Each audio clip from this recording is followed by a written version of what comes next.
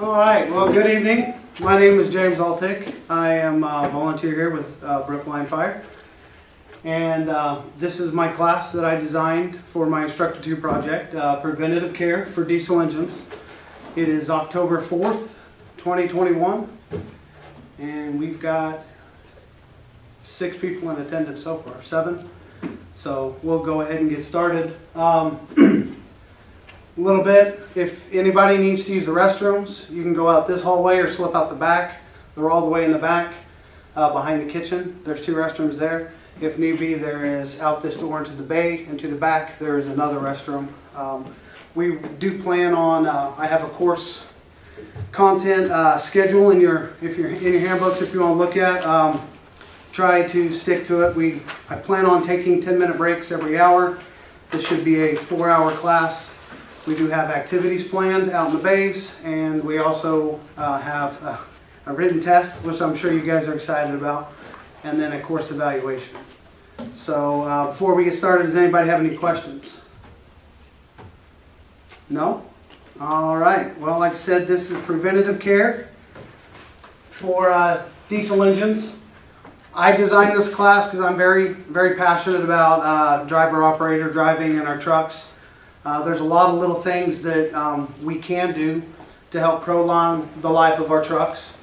And I think we're kind of lacking that sometimes. I know with our newer generations that some of the skills that we take for granted, some of us older folk, we're taught how to check oil and do that stuff.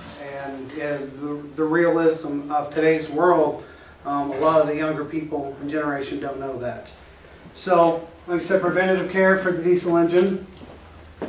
So we've got 5 objectives. The first objective is by the completion of the course, the student shall explain at least 3 benefits of preventative maintenance provided in this course with 100% accuracy. Given a fire department diesel engine apparatus, the student shall perform 4 fluid checks with 80% accuracy. That's the activities and the hands-on skills test that we're going to do later on. Given a fire department diesel engine apparatus, student shall inspect 6 key engine parts for damage as instructed in this course with 80% accuracy. Number 4, by the completion of the course, the student will be able to describe 3 reasons for a proper engine cool down as taught in this course with 80% accuracy. And by the completion of the course, the student shall describe 3 key reasons for high idle explained in this course with 80% accuracy.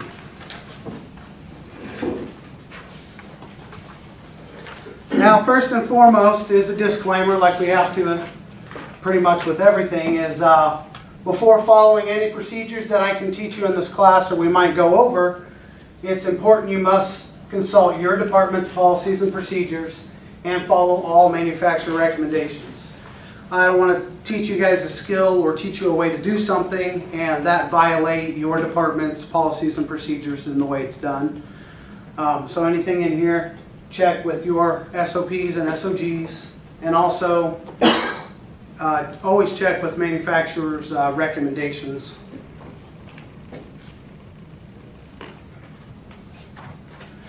What is preventative maintenance? So this is the part where you guys are going to give me some feedback. To you, what do you think preventative maintenance is? Fix it before it breaks. Fix it before it breaks. Anybody else idea what your beliefs on preventative maintenance is?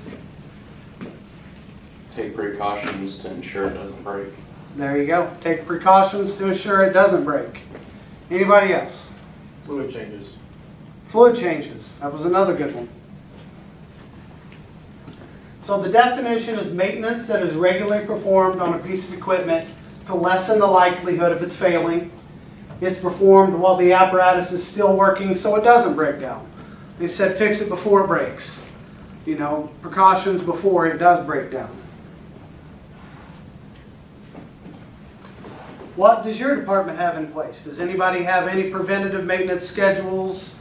Any programs, any SOPs or SOGs that you guys may follow that you guys would consider preventative maintenance?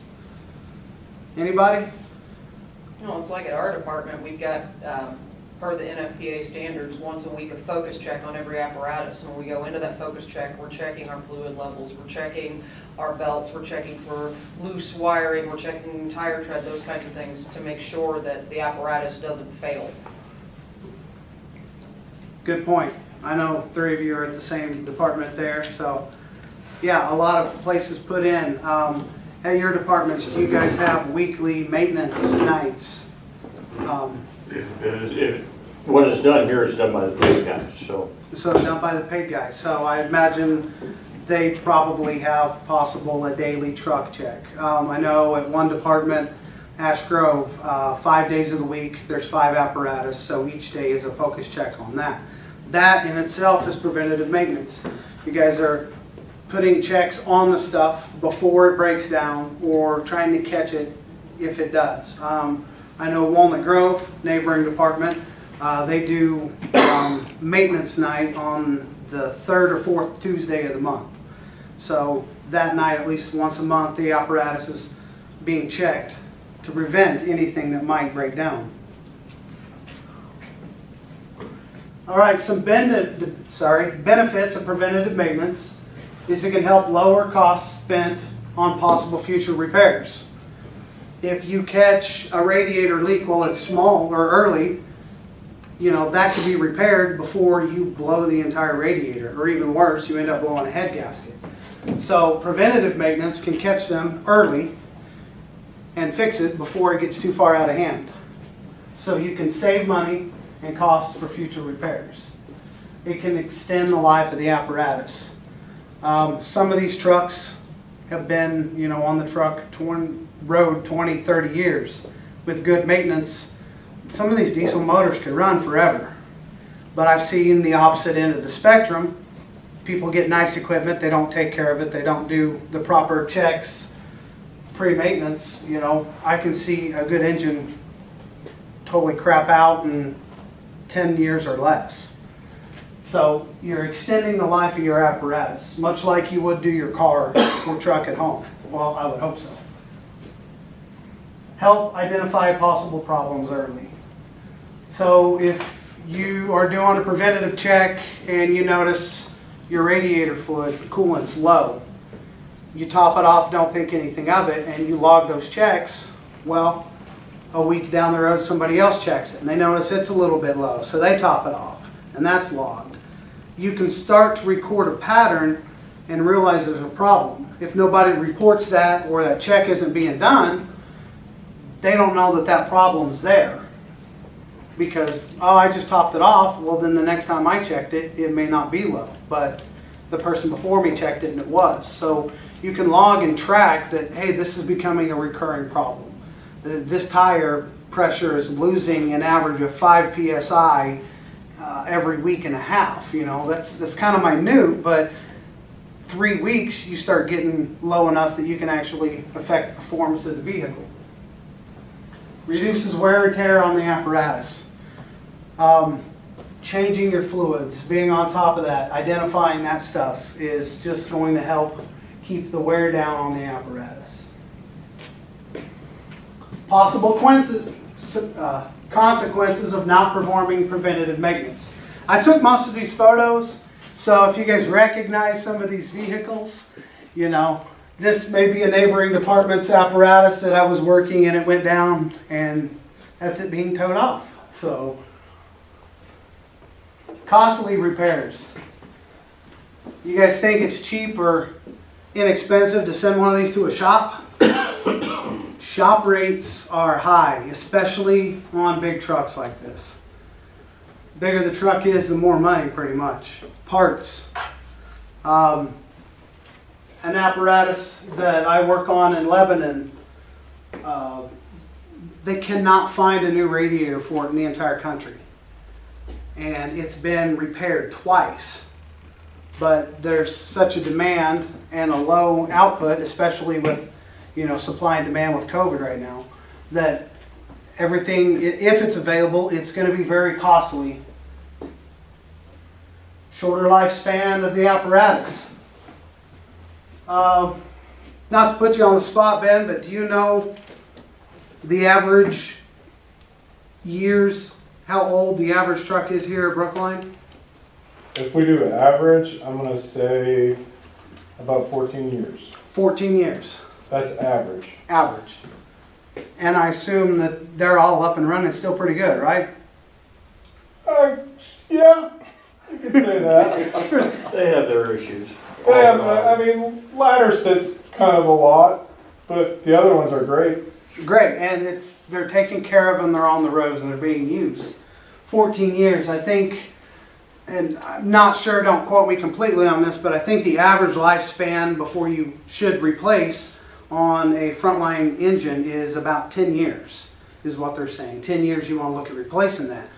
Not every place around here can afford to replace their engines every 10 years. So the more we can get out of these, the better. More bang for your buck. Unreliable apparatus. So not performing preventative maintenance can lead to, in my opinion, what happened in this situation. This situation on this truck has a DEF system in it, and it wasn't being followed through and regened. If you don't regen them every so often, then they will go into disable mode. They will shut themselves down and say, you cannot drive me until I'm taken to a shop and I have been regened. So you go out to that apparatus to respond to that cardiac arrest. Not saying that's happened here, but your truck's not reliable. It won't start. One of the worst scenarios you can be in this line of service. And I'm sure we've all been there, and if you haven't, it will happen one day. Heavy budget impacts. Chief, I want a raise, I want a raise. Well, there's no room in the budget because our large apparatus equipment budget is completely depleted. We've had the truck in the shop 4 times this year. You know, we've all seen the situations. These trucks aren't cheap. They're very expensive on the budget. And one of these apparatus could eat up a budget for a year really quick.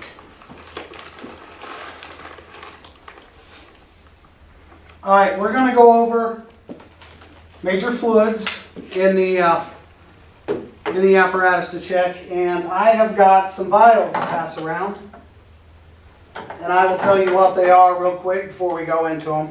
They're written on the top. One of them, I've got oil and antifreeze mixed in. If you let it set long enough, which we won't in this class, you'll see a separation, but if you shake it up, it gives like a brown milky substance. That's usually, if you've got a blown head gasket, you could get antifreeze in your oil. We also have a vial here you guys can look at of dirty oil. It was taken out of an apparatus that had been run quite a while, and you will see all kinds of impurities and dirtiness in them. And then I have what the clean oil is supposed to be and supposed to look like. Automatic transmission fluid, like I said, we're going to talk about all these in the PowerPoint. I just wanted to hand these out so you guys can look at these while we're talking. Automatic transmission fluid. It also power steering fluid.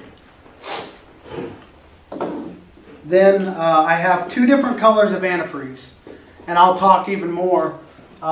There's multiple colors of antifreeze, and we'll go over why there are different colors and the recommendations on that. But first is motor oil.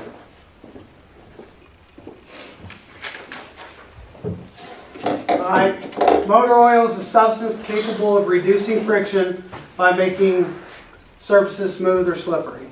Motor oil is going to go in and the surfaces of the pistons going up and down and all that. It's going to lubricate that. It's going to make it slippery, therefore reducing friction on the motor. Transmission fluid. Transmission fluid, usually colored red. Although I will throw a disclaimer in here that on some of the newer fire apparatus, some of the transmission fluid is yellow. We had an apparatus that the transmission fluid itself was a mustard yellow, and we didn't know what it was until we were told, hey, that's the transmission fluid for this particular vehicle. It's designed to meet certain specifications, such as valve operation, brake band friction, and torque converter, as well as gear lubrication. All that being said, transmission fluid, each vehicle has a specific type of transmission fluid that the manufacturer recommends you put in it. Make sure before, if any of you guys ever have to add transmission fluid or anything like that, make sure you know what the specifications are and what you need to put in there. There are different types of transmission fluid. Coolant. A coolant is a liquid used to remove heat. Like I showed in there, some of it, also known as antifreeze, some of it's bright green. We've got yellow. They make orange now. They make red. In the beginning, it was very color specific. You could not mix. If you mixed a red with a green, it could create a sludge. Some of them now actually say on the antifreeze bottle itself that you can mix it with other colors. It doesn't matter, does matter. Once again, like the disclaimer, do research on your truck, find out what your department's using, what needs to be done, what you need to use. If you've got red antifreeze or coolant in your trucks and you've got a jug of green, make sure it's okay to put the green in there. Sometimes it may not, sometimes it may. We also have some of your antifreeze says a 50-50 mix. You can buy a full jug concentrate and they recommend you cut that with 50% water. Or you can buy the 50-50 already cut. Me personally, just for a few dollars more, you can get the full jug of antifreeze and mix it yourself. It saves money because if you buy it the other way, you're just paying for water. Power steering fluid. It's a low viscosity fluid used in operating hydraulic mechanisms. A lot of times ATF transmission fluid can be used in place of power steering fluid. They look a lot alike, sometimes they are alike. Once again, the disclaimer, know what your trucks take, what the manufacturer is recommending, and what your department's policies and procedures state on doing.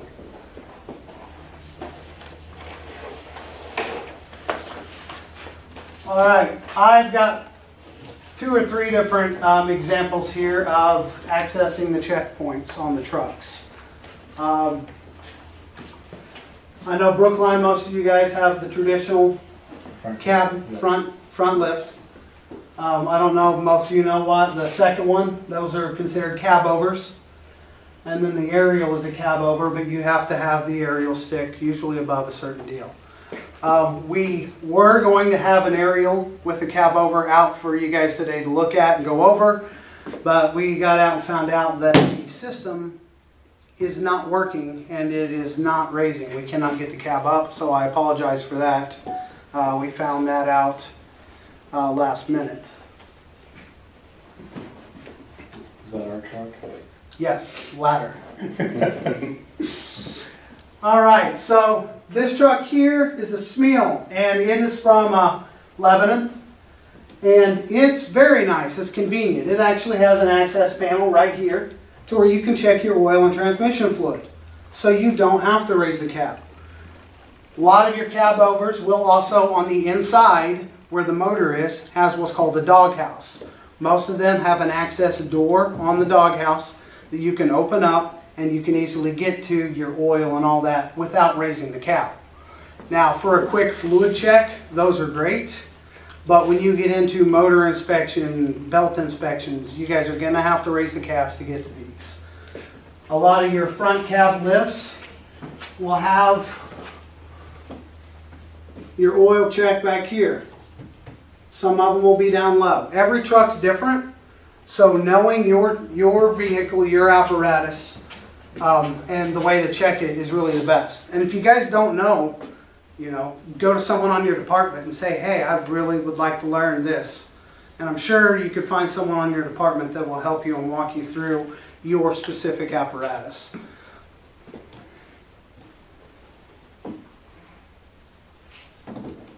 All right. So I want to add into here, I don't know if I put this in the PowerPoint, anytime we're working with these fluids, we want to wear gloves. If it's med gloves or something, it can get in the way of the feel and stuff we'll talk about later, But honestly, for the best of us and our safety, these are or could be considered to some extent some type of toxic fluid. So wearing gloves, is recommended. So first of all, on the motor oil, you're going to want to pull the dipstick and wipe it clean. If it's been sitting there, not ran for a while, it's not always going to be accurate. If you did just run it, your oil's going to be slung up all over the dipstick. That's not going to be accurate. So our first step is we're going to pull the dipstick out and we're going to wipe it clean. Then we're going to reinsert the dipstick all the way. Some have a thread on in some situations. Make sure you get the dipstick in and put all the way and let it set for a second. Then you're going to pull the dipstick out and you're going to read the level. Each apparatus and dipstick have difference. Some of them have hash marks. Some say full, some say add, some say safe, some don't say anything. This particular one, I don't know if you guys can see, there are 2 dots. Can you see the dots on there? If it's in between these dots, you're safe. If it's above the dot, it's probably over full. And if it's below, it's low. You're going to need to add. If you need to add oil, add it in small amounts. I will say, if your engine is cold and you're checking and your oil levels are low, be very cautious. When oil warms up, it's going to expand, that level's going to rise. So if you're just a little bit low and the truck's been cold and it's been sitting there the whole time, you're like, I'm going to fill it all the way up. You fill it up, you run that truck for a while, you could actually have it over full because the oil is going to expand. Also, when you're checking them, if the truck's been out running for a while and they're hot, when you get back, let them set 5-10 minutes. The oil pump has pumped oil all over through the motor, and if you check it right then, you're not going to have an accuracy. You could check it immediately when you get back, and I guarantee 10 minutes later it's going to read higher because that oil is going to cool enough, drop down into the place. Add small amounts, periodically check it as you add it. Only add recommended manufacturer's oil. A lot of these guys take different types of oils. Could be to the factory recommendation. You could have a policy and procedure of what your department likes to run in this truck. All of them is different, just like your cars. So once again, do your research before you just start pouring fluids into these motors. You'll end up doing more harm than you actually will good. And do your best to try not to ever overfill them.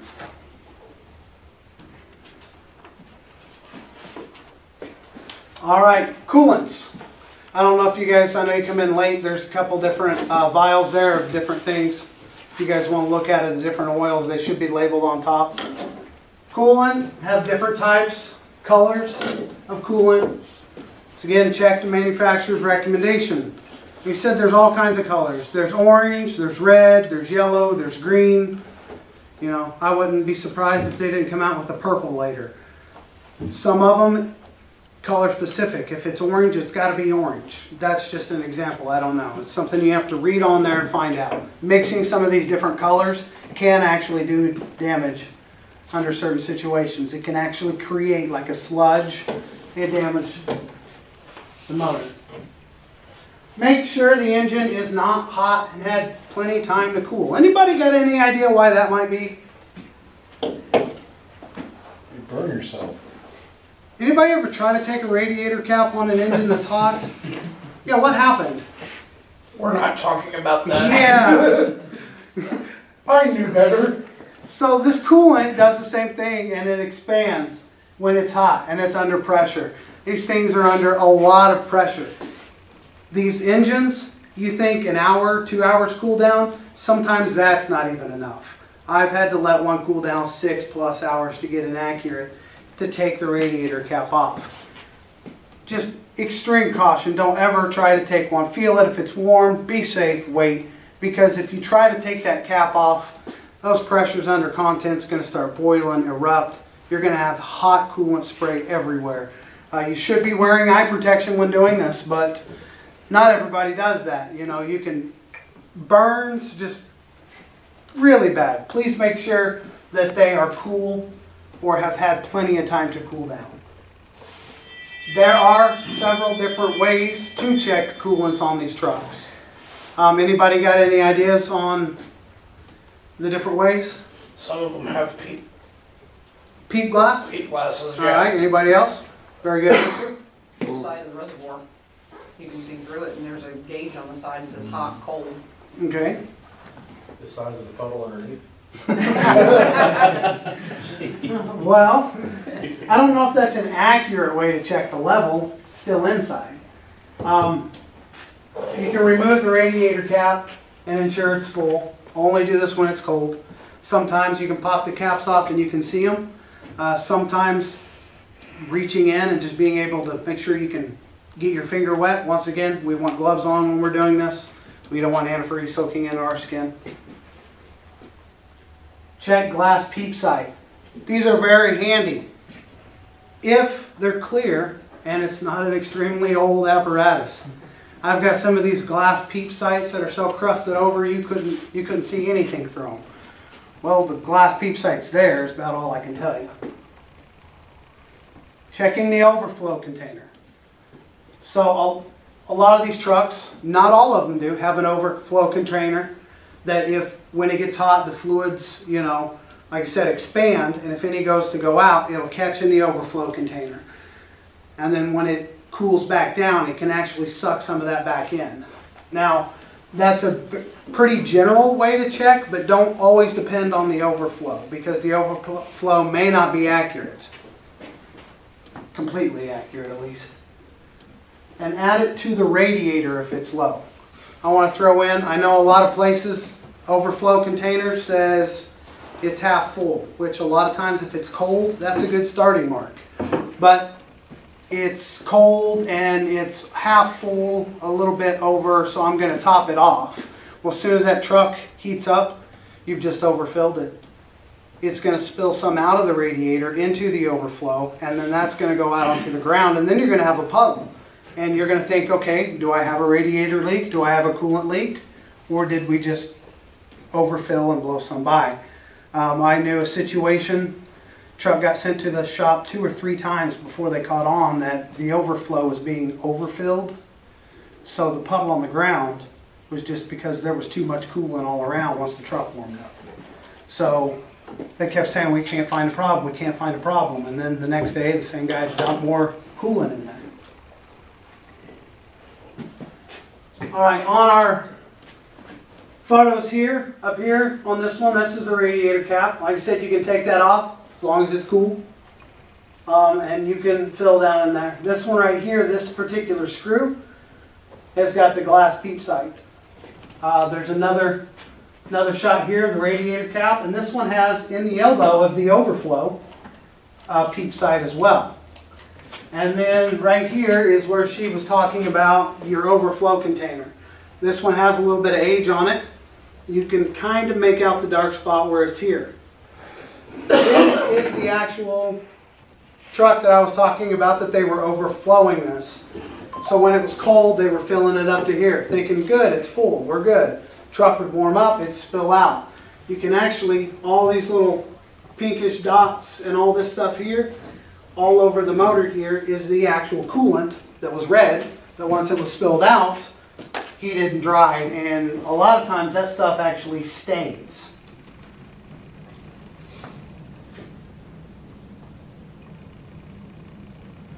Power steering fluid. I don't think all apparatus have this check, but most of them do. Power steering fluid is a type of hydraulic fluid. Follow manufacturer's recommendations. In some cases, they do tell you that you can use ATF, automatic transmission fluid, which I had out there in the vials, in place of the power steering. Now, only use the fluid specified for that apparatus. This stuff shouldn't be hard to find. I know a lot of it, I'm saying follow manufacturer recommendation, follow your truck. This stuff should be on file with somebody. Somebody at your department should know, and if they don't, it's not really hard to find out. Every truck's got labels of what the motor is. Start doing the research, find out what's working best. This one here The power steering pump, you can see is located there, and there's the cap.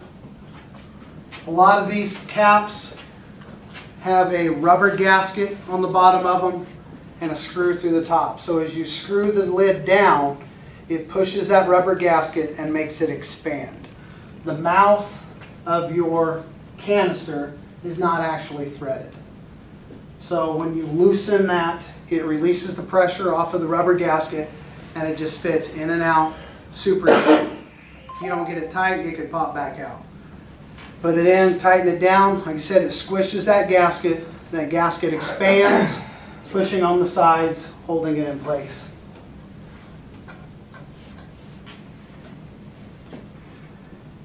You want to check it using the dipstick. I mean, most of them have a provided dipstick. I have seen some apparatus that just have a clear reservoir with markings on the side. A lot of these, I'm not sure if you can actually see the printing, but this right here on this side says cold. So you can check it if the apparatus is cold, it will tell you the add mark and the full mark.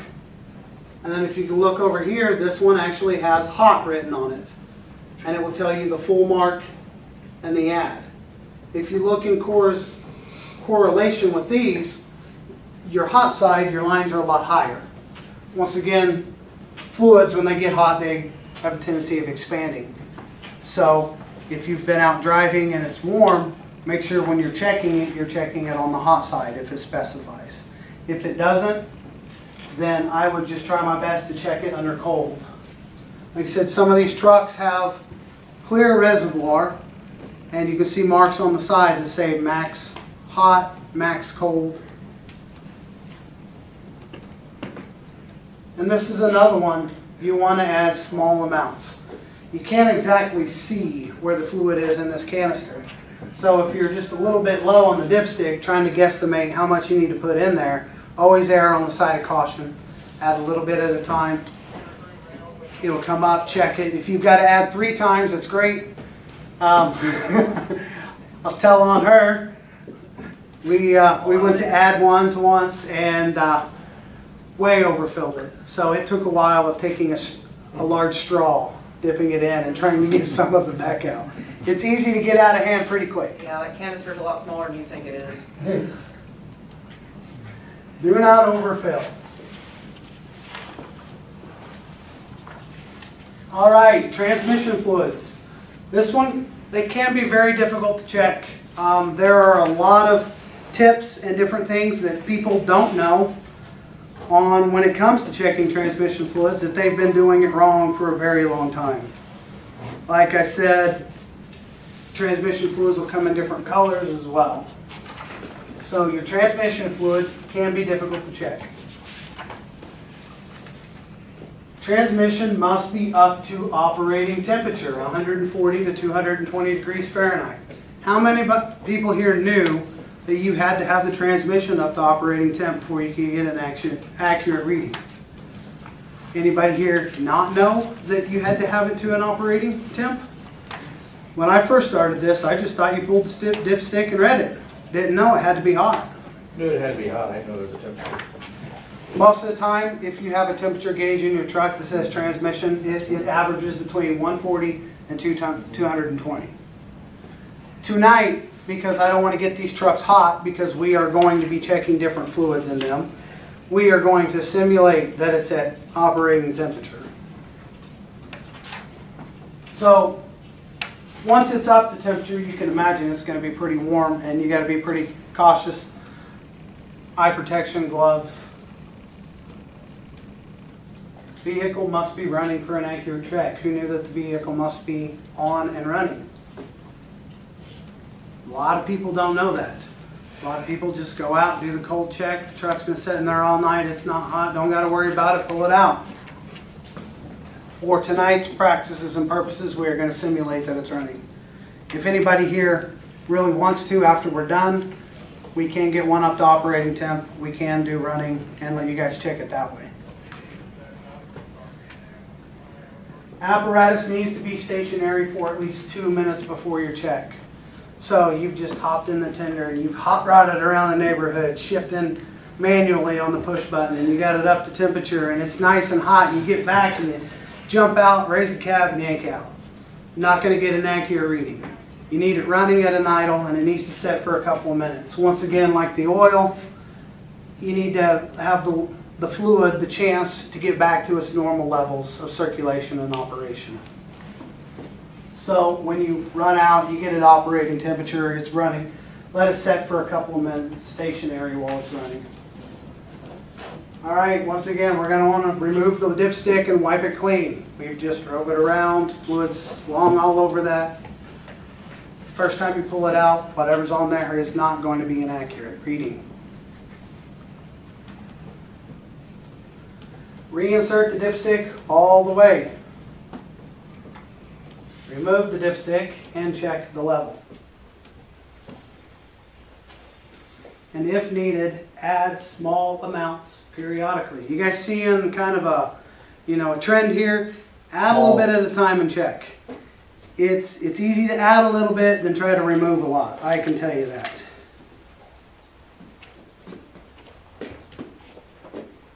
Do not overfill. Your transmission will start to act up. It'll act like it's slipping. I've known people that overfilled them and thought, oh, take it to the tranny shop. It needs a whole rebuild. It's not working. Shop bill comes back, hey, it was just overflowed. So you just cost money and possibly damaged it by overfilling it. All right, we're going to go over a few things to look at when it comes to transmission fluid. Go ahead. Something to think about, certain manufacturers require the transmission to be in certain positions also. Dodge, Jeep, just for instance, require theirs to be in neutral for a check on the transmission. That is something I did not know. Thank you for... do you know if that correlates into any of the actual Cummins and the diesel motors for the fire service? Most manufacturers, when it comes to those type of trucks, automatically assume that everything's going to be in neutral. Correct, because we don't have park in most of our trucks. Yeah. Most of them. So that's already assumed that you're just going to do your checks there in neutral. Thank you for that information. All right, I want to cover a few things that we are going to look at when we're looking at these fluids.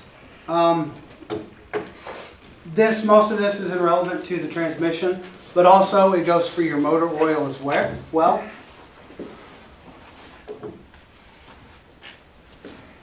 We want to look at the color. All right, if we know our transmission fluid is that, where's the vials at, guys? You got them close? Yep, they're right here. I was not able to get any, I'll just start with this. Was not able to get any old transmission fluid, but this automatic transmission fluid, very bright red, you know. Seems a lot like water. You can see a little viscosity to it. So you want to look at the color. All right, if you know that you've got red transmission fluid, which most of them do, like I said, I have seen some that have a yellow now. When you look at this, is it still bright red? Or has it got really muddy? Has it turned to a dark maroon color? You know, is it a darker shade of red? You know, the darker shade of red is indicative of it's running out of its lifespan. It's got a lot of impurities in it. It should normally be that bright, vibrant red, almost like a blood color, you know. Clarity, you know.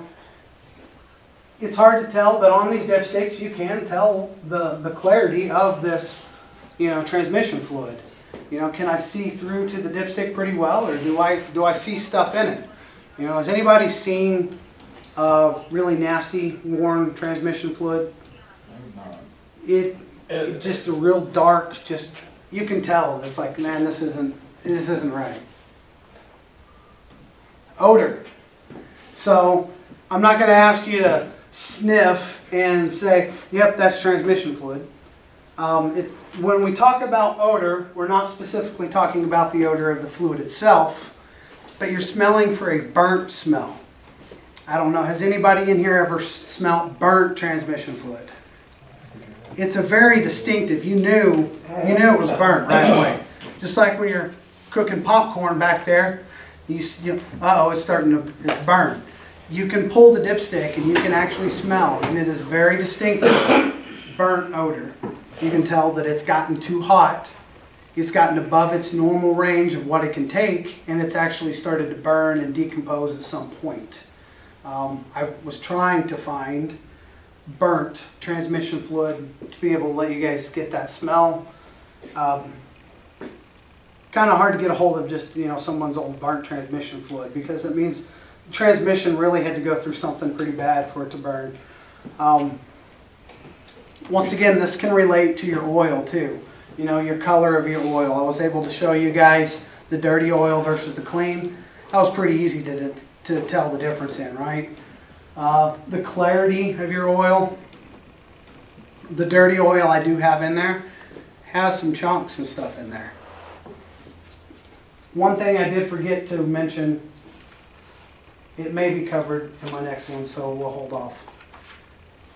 Don't let the suspense get to you.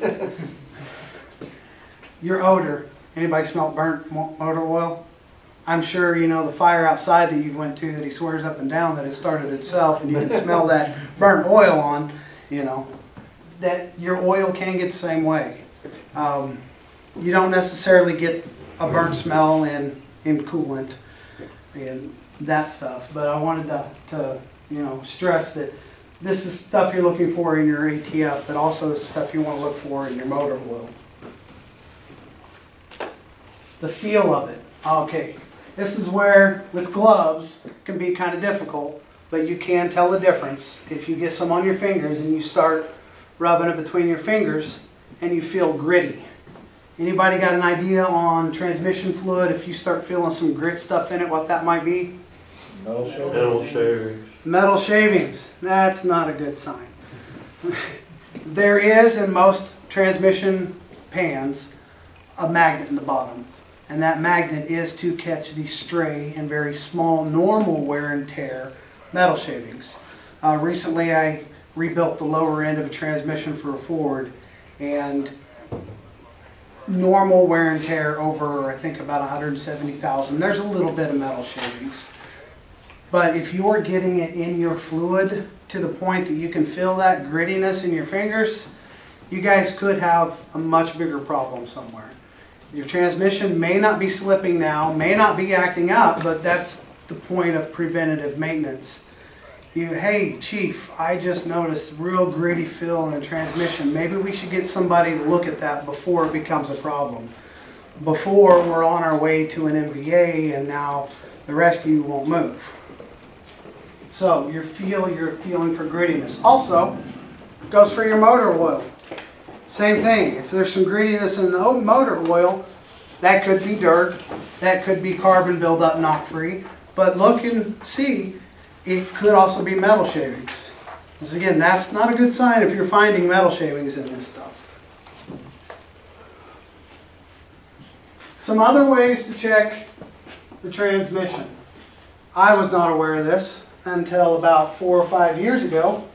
But on some of your Allison transmissions, the old push buttons, do you guys have this set up here on the trucks here at Brookline? Yes.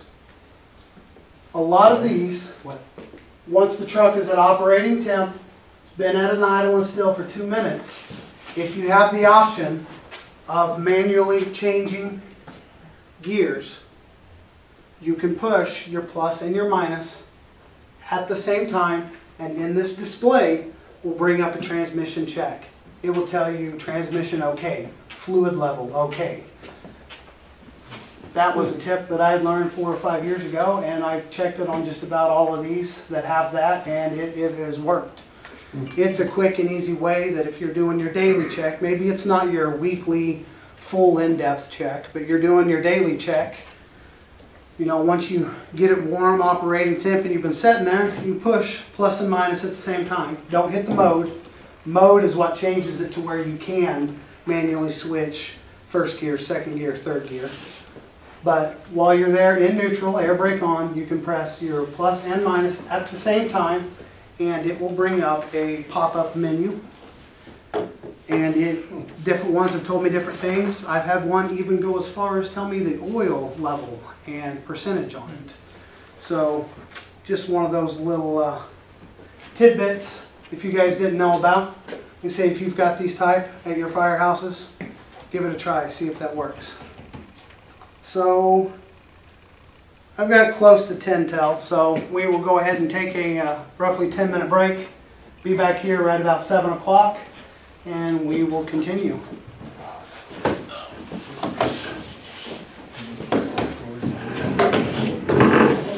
If you didn't get the chance to sign in, you can sign in, name, email, signature, and I'll be able to give you guys a cert, email you a cert later. But, Facebook was down a good portion of the day, and there's really slow around. Everything that you, But the student was active. that's fine. Send me an email. All right, guys. I know what we're looking at. So, basically over the first part, we went over our basic oil and our fluids, and then we went over the checks. So we just send I want you guys to know that during any part of this, if you have a question, feel free, like he did, ask the question. I'm trying not to plow through the information too much. I know we all don't want to be here super late, but it's designed so if you guys have questions. I know a lot of this is basic. A lot of this some of you guys know, but you wouldn't believe that there are a lot of people that don't know this stuff anymore. Let me make one quick point. When you go to check a truck, you go to check your inventory, you go to check your mechanicals on your truck, etc. Check it like your life depends on it, because your life might depend on it one night.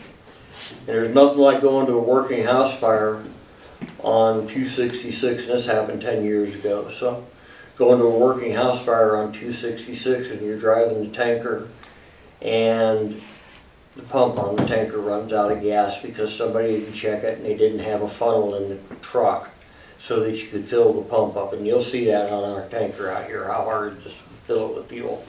But if you've got people working inside that house and you can't get the engine water because you ran out of gas because somebody didn't bother to check the level of the fuel on the pump, and there's no funnel to fill the fuel tank on the pump, you could kill somebody. So check your equipment like your life depends on it, because your life may very well depend on it. That's a very good point. It's, our entire line of service is helping other people in their emergencies. And one, their life can depend on it. And then two, your life. Yeah. I've had a saying, I can't remember who taught me it, but it's me, we, us, and them. On that scene, my safety's first, then my crew, then my department, then the people that call us. I understand they're at an emergency and we're there to help them, but I need to make sure I'm going home to my family. And then I need to make sure that my crew's going home. And your life can depend on it. These fire engines, take the fire side of it, they pump the water through PTOs, all that based off of your engines. And if you don't do your checks, and simple, you run out of gas, do you want to make that call to somebody? Truck ran out of gas, we lost water pressure, they were inside, things went south. Sorry doesn't cover it. A lot of people turn their nose to this. I'm very passionate about it because it is very important. It's not the cool stuff. It's not the kick down the door and I got the hose, and I'm gonna fight the bears to get the puppies out of the house, like Will over there and all that stuff. You don't always get to be that front line. He is the puppy. Oh. Yeah, that's a story I haven't told. The fundamentals, and this stuff is very important. 80% calls. preparation for 20% perspiration. A lot of this relates to EMS. We do a lot of EMS calls. The truck going out, not starting, won't leave. You got to change and jump to an apparatus. That can make a difference in time. And in a code situation, that can make a difference in life and death. So, very good point there. Anybody else have anything? I had a question about, you said every 10 years, the front ends, I can't remember, redone. Oh, an average frontline engine Right. as far, average lifespan for most apartments is roughly 10 years. Do you have any idea of the mileage that equates to, like for smaller departments? I'm not exactly sure on the mileage. I can look up recommendation on that, but I do know on some of these trucks that when you get 60, 70, 80, 100,000 miles, that's considered high mileage in these trucks sometimes because of the stop and go and short distance. You know, they take this average and they take the big cities and the trucks that run almost nonstop. You know, Springfield had green trucks for a long time. They still have some. And neighboring departments that I may have worked for had red. And we always tease the guys, oh, your trucks, they're not ripe yet. And their response was, we don't let them set long enough to get ripe. It's kind of a burn, you know. They're true. They're constantly running. So Springfield's lifespan, you know, probably shorter than that 10-year, but on average for most departments, they try to cycle their trucks every 10 years. Budget doesn't always, you know, allow. And I've seen a 1985 truck with like 18,000 miles, pristine, that you could get another 5-10 years out of because it was taken care of and the mileage wasn't put on it. So when I say on average, that's kind of nationwide. It takes, you know, the bigger departments and the smaller departments, but they say average lifespan for engines, and I think aerials as well, is usually about 10 years. Then you need to start thinking about replacing that. And they try to use that also so they can cycle their trucks. When you're on a large department and you're running 15 engines, every 10 years you can't buy 15 new engines. So what I know a lot of places try to do is like 2 this year, and then 2 or 3 years later replace 2. So when those 10-year rotation does get set up, now they don't always follow it and they might go over it when they establish it, but if you can get an established early, a rotation of that, like SCBA bottles. I don't know what you guys have. I know some places have gotten grants. They buy all their bottles at once. And then the lifespan of all of them go out at once. So you're trying to buy all these brand new bottles at the same time when you can buy a couple here or a couple air packs here and wait a couple more years and buy a couple here, just to spread out the balance of the budget. But good preventative maintenance and a good maintenance system can make sure that these 10-year engines last even longer. One of the best engines that I thought that I was working on was one of the oldest ones at a department because it was well taken care of. It sat at a retirement house for a while where it didn't run much, but we had a good program put in place to keep on top of these problems. Anybody have any questions or anything over the first portion that we went over? You see, feel free to ask questions, slow me down, you know. So, in the second part we're going to go over here, we're going to start going over engine inspections. When you've done your fluid checks, now we're going to go over some basic key components of the engine, what you want to look for damage, what type of damage you're going to look for, what to expect, you know, this stuff that we want to try to look at. Some places do daily. If you got the time to do it daily, that is awesome, that is great.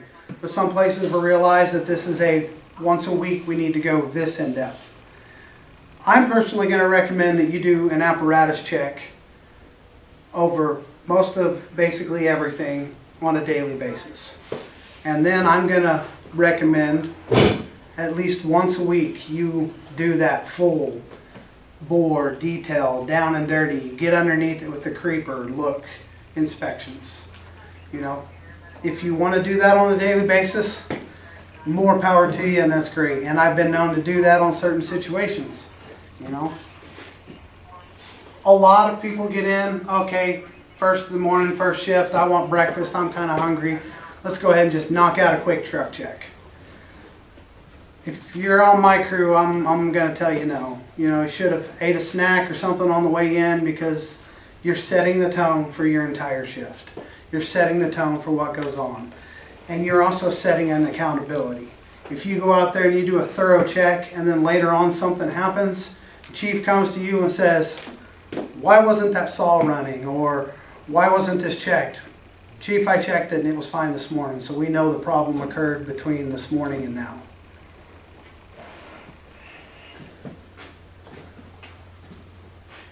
Good practice is to check for leaks when you're performing fluid checks. So when I talked about how to check the oil, while you're there doing that, check for any leaks. Does there seem to be any oil leaks anywhere? A lot of manufacturers are going toward painting the frames of these trucks red or a bright color. Anybody have any idea why they may be painting the frames? So you can see it. So you can see it. For the longest time, and it was a cost deal, these trucks, just the metal frames, most of them black. How well can you see an oil leak on a black frame and a dark engine cab? You can't. So to start making things a little easier, a lot of places are painting the frames. So that black oil streak is pretty prevalent, pretty easy to see. Pretty smart in my opinion. But while you're doing checks for the radiator, you're checking the coolant. Look around there. Earlier I pointed out there was some of that pink blotting and stuff everywhere. Told you that was because of an overflow leak. While we were there checking the radiator, the overflow, we noted that there had been a leak at some point. You know, you're kind of multitasking at the same time. I got ahead of myself. Most engines are painted a bright color so leaks show up easier.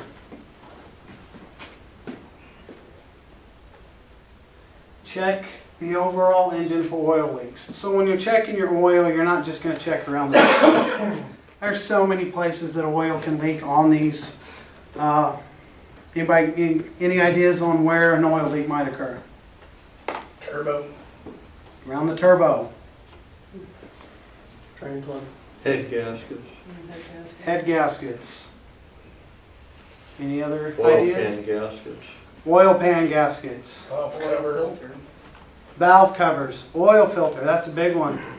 You took it to good old boy shop down the road and he just hand tightened that oil filter and now all of a sudden it's leaking out from around there. All good answers. All right, anybody know what this may be a photo of? That looks like belt housing for the transmission. Yeah, more so not specific part of the motor, but why that photo may have been taken. Looks like you got a leak of some sort. Yeah. Can you guys see all the nasty buildup? It looks like sandpaper. Any ideas of why it looks like sandpaper? Road grime. Road grime. Your oil's going to pick up all of this road grime, driving, all that, and you're just going to have the nastiest. You could take a putty knife and scrape this stuff off. It's so thick and nasty. That means somewhere in here there's been an oil leak, dripping somewhere, building up, picking up road grime. So this could be something that's very minor. It may never even make it to the ground through this stuff.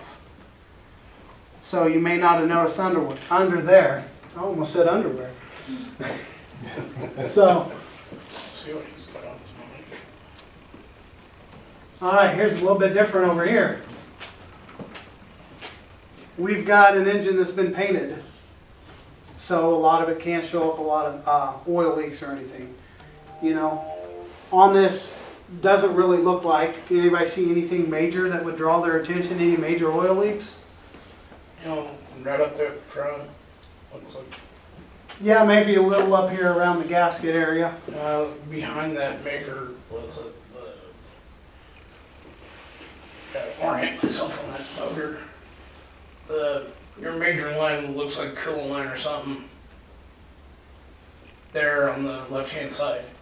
Come behind it just a little bit towards that black hose. Yep. Maybe a little up in there. Yeah. Well, Down the side. For the most overall glance, there's no, hey, there's a great big leak here or anything. I mean, we've got some paint wear. A lot of this is heat resistant, but over time some of the paint will come off and you can see. But if there was a major oil leak somewhere on there, how well is that gonna stand out on that orange background? It's gonna stand out pretty good. All right, so in this photo, there are at least 2 leaks I can see. Anybody point out one of them? Liz? I can see, looks like it's an oil leak around the oil filter there. Right there. There's your oil filter. Right here, it looks kind of minute, but these can actually get out of hand. I don't know if anybody's changed oil, put oil filters on, but there's a rubber gasket on there. And you usually want to put a little oil on it before you screw it up here, and it pressurizes against here. So this might be minor. Something, make sure it's tight, wipe it off, see if it continues to do that. Anybody else see another? Looks like on the other side of the turbo there. Yep. Right here. Can you guys see that behind the turbo on the, I don't know how well this screen shows up. See these streaks right here? Oh, yeah. That's coolant. That's the red coolant that has leaked out, gotten hot from that turbo and dried on there. Sometimes that stuff is almost impossible to wash off.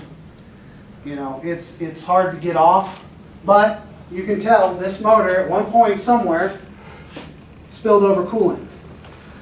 Was it a leak or was it the overflow? Well, what have your records shown? You know, did somebody report that they just added to the overflow because it was low and it could have blown out? Or they say, hey, we checked the radiator and it was pretty low. The alarm started going off. Well, you start doing your engine inspection here and you start seeing the streaking. Well, chase it down. Try to find where that's coming from.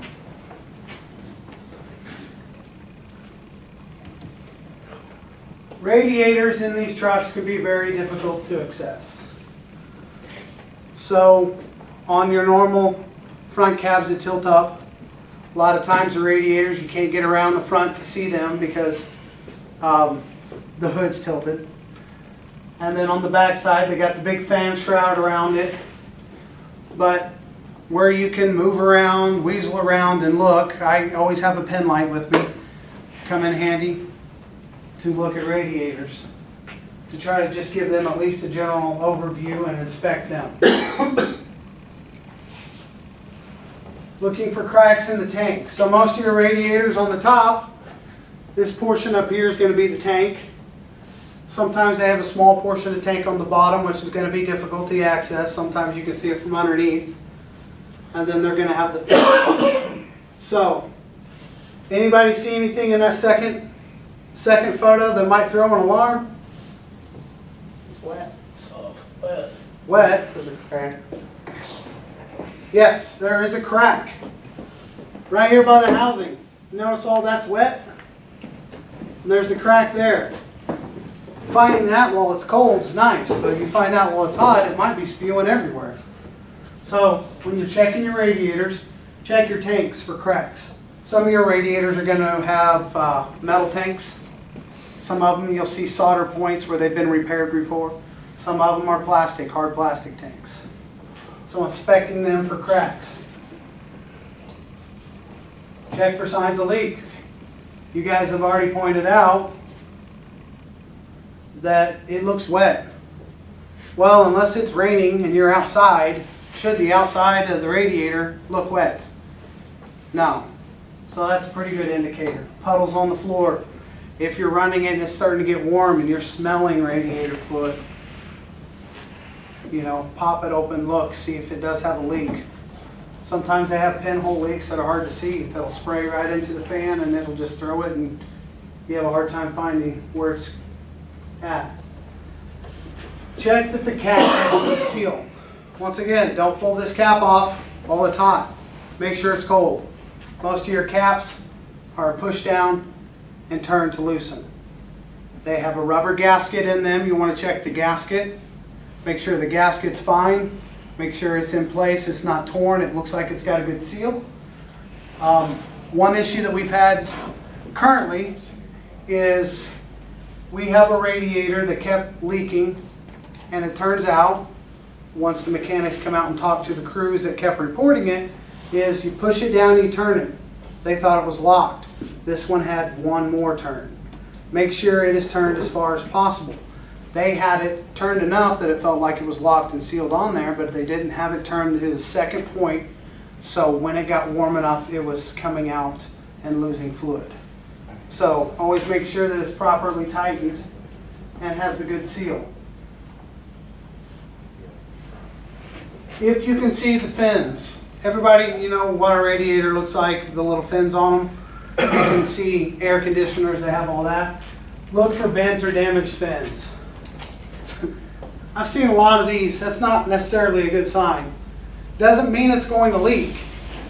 It just means water goes through all of these little fins, which let air pass through there. That air going through it is cooling off the water going coolant through these fins. So when you've got them smashed like this, air is not circulating through there. Water may not be circulating through there. The coolant. Train. I think there's a train. By the way, if you're not familiar here, they average what, 28 trains a day. So we'll wait until the honker gets by. Sounds like a coal train coming out of Of course.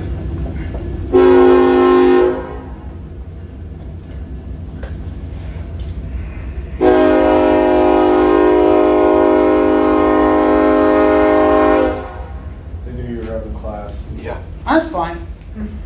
It makes sure that I slow down and I don't rush through my material and I keep on time. That was an extra long horn. Might have been They JD. looked in the windows. That's JD. Yeah. Keep honking, I'm reloading. So, like I said, with the damaged fins, doesn't necessarily mean that there's a leak. It does mean that it may not be cooling properly, it may not be circulating properly, but if you've got a leak somewhere and you find damaged fins, that's a good indication that it might be coming from there.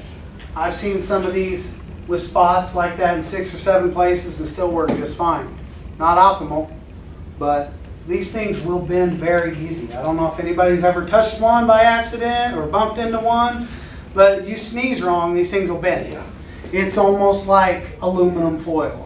Also very sharp. Yeah, they will razor sharp cut you. So, oh look, it's leaking red radiator fluid. Oh wait, no, that's blood. So, once again, avoid touching the fins. What we're talking about is doing a visual inspection for damage of the fins. It could be difficult, like I said, to access and see the fins on the front because of the truck itself, and then on the back you have your fan shroud and then your fan that is circulating on there. A lot of the fans on these bigger motors will spin freely, and then when the motor reaches a certain temperature, it will throw the centrifugal clutch, kicking it on, forcing it to cool, but it doesn't run all the time. So during your checks, you know, you should be able to, if you have to, move that fan a little bit to look around and inspect the fins. Check hoses for damage or swelling. So, does that hose look like it's swollen? Sorry, swelled? A little bit. So these hoses are rubber and they usually have some type of Kevlar or woven material inside to reinforce them. When they're swelling like that, what do you think that might be? Anybody? Crickets? Structural deterioration. Exactly, structural deterioration. That means that hose is not as strong as it used to be. That hose is, you know, like me, may not hold up to the pressure it used to. So that means that the structure has been compromised and everything that makes that hose take that pressure in that portion is starting to give out. This could be a sign that maybe you should replace your radiator hose. It may last, it may not, but knowing that that is swollen could be a compromise point. You could be driving down the road when it finally one day decides, all right, I've had it, I'm done, that was the last bit of pressure, and just blow up, leave you on the side of the road. I've also seen, I don't have any pictures, just random bubbles. Not even the hose itself, but you can just have like a hump, my radiator hose is growing warts. You know, that's not a good sign. That means the structure has been compromised. Think of it a lot like a tire. You see a big bubble in the sidewall of your tire, I wouldn't be driving that. Anybody have questions on the radiators? All right. We'll move on to belts. Once again, I'm going to stress the belts also can be difficult to get to. They're at the front. If you're going to do this, you definitely don't have the motor running. And you want it to be cool because you might have to do some moving around to get to be able to inspect your belts. Belts are pretty important. They run your alternators, they can run your cooling fans, you know. They can disable you pretty quick. So some trucks have a single belt, which is not so common in the fire service. They usually call those a serpentine belt, just one and everything. Most of your trucks are going to have multiple belts. You're going to have one for your fan, you're going to have one for your alternator. So find out, first of all, know your apparatus. How many belts is this supposed to have? You know, if you start and you're like, oh, it's got 2 belts, and for 4 months you've been checking it. Yep, both those belts are there. Then you find out, wait, there were supposed to be 3 belts? So knowing how many belts you're supposed to have to begin with is a pretty good idea. Because you could be all great intent of checking and be missing something you're not aware of. Ignorance is not bliss on this one. Ensure that they are on properly. Most of the time you can see if a belt's off, if the vehicle is running, and you've got the opportunity to watch the belt, see if it's got a major wobble, see if it's off. Belts can be just one groove off and run like that for quite a while until it finally deteriorates and tears it up. Look for missing chunks. So, in the top up here, first of all, do you think that all those sections completely down that, it's supposed to be that way? No. You've got a lot of major cracks in each one of the lines of these belts. They're designed to fit in different grooves to keep the belt in place. It's not supposed to be cracked like that. And obviously, the big chunk up there that's missing, it's not supposed to be that way either. Your belt has been worn out, compromised, needs to be replaced. Look for splits. Like I said, all of those are splits in there. This is going to be something that you need to keep an eye on a regular basis. It's not going to be one day the belts look great and the next week you come out and they look like this. If you've let a belt get this far, maybe we haven't been doing our proper checks. You know, preventative maintenance. We're trying to prevent the disasters on this. That belt, in a perfect world, under a perfect program, shouldn't have gotten that far. It happens. There are apparatus that don't get used maybe every once in a while, and they're parked out in the building, and they don't get checked regularly like they should. And then when you go to race the cab on them, you find that it doesn't work. So, it happens to everybody. Look for fraying. I'm not talking about the band. Everybody knows what fraying is. Down there in the bottom, you can see along these edges, all these little strings, they were once part of this belt, and for every one of those that's broke, rubbed, and frayed off, that just means more compromising of the structure of the belt there. Cracks. Once again, there's cracks in that top picture. Check the tension of the belt. When you're checking a belt, do you think it should be so tight that you can't move it? Not always. You want a little bit of give, but should you be able to pull that belt and move it an inch or more. No, because that means it's going to jump off. So checking the tension, we haven't went over it, is if you can get under the belt and just pull and feel how tight it's supposed to be. If it feels super tight, sometimes things that are supposed to spin free like the fan, if it's over tight, those things may not be spinning like they should. It's putting too much tension on the bearings, the pulleys, and all that in there, and it could actually end up damaging the bearings and the pulleys itself because it's over tight.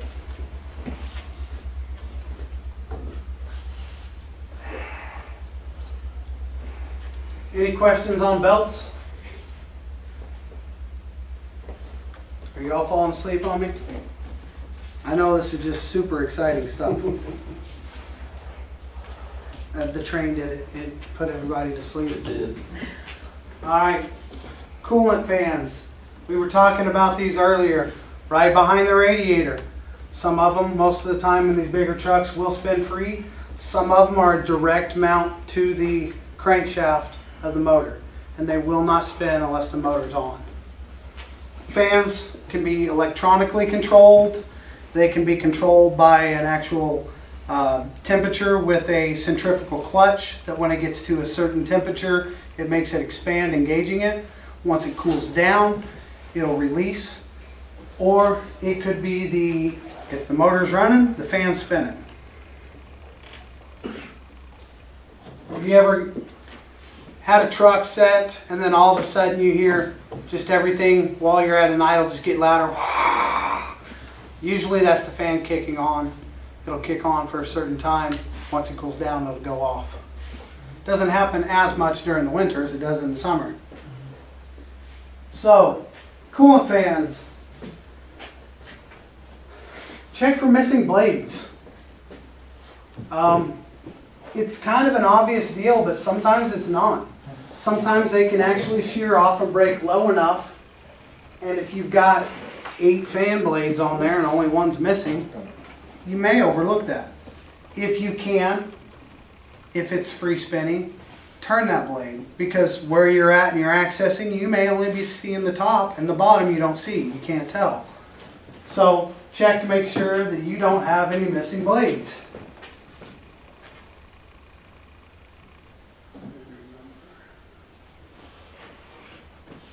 That one's pretty obvious. It's missing a blade, and I don't know if you guys can see, but the entire housing of itself is cracked in between.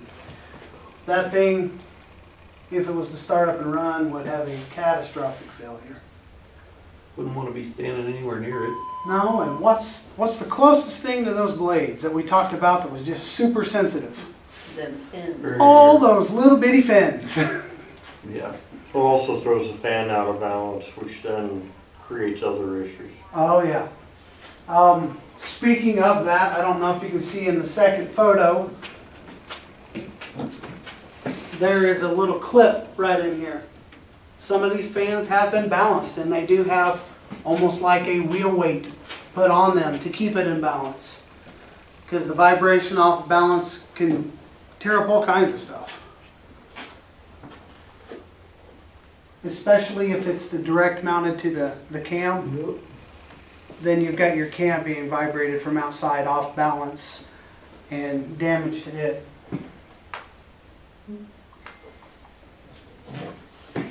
Check for damaged blades. You want to look for blades that are missing parts, cracked. Some of these plastics are brittle. When they crack, the part's gone. Some of them are flexible. If you get a fan blade that gets bent, it could be still on there, but bent enough that it's going to start hitting your radiator.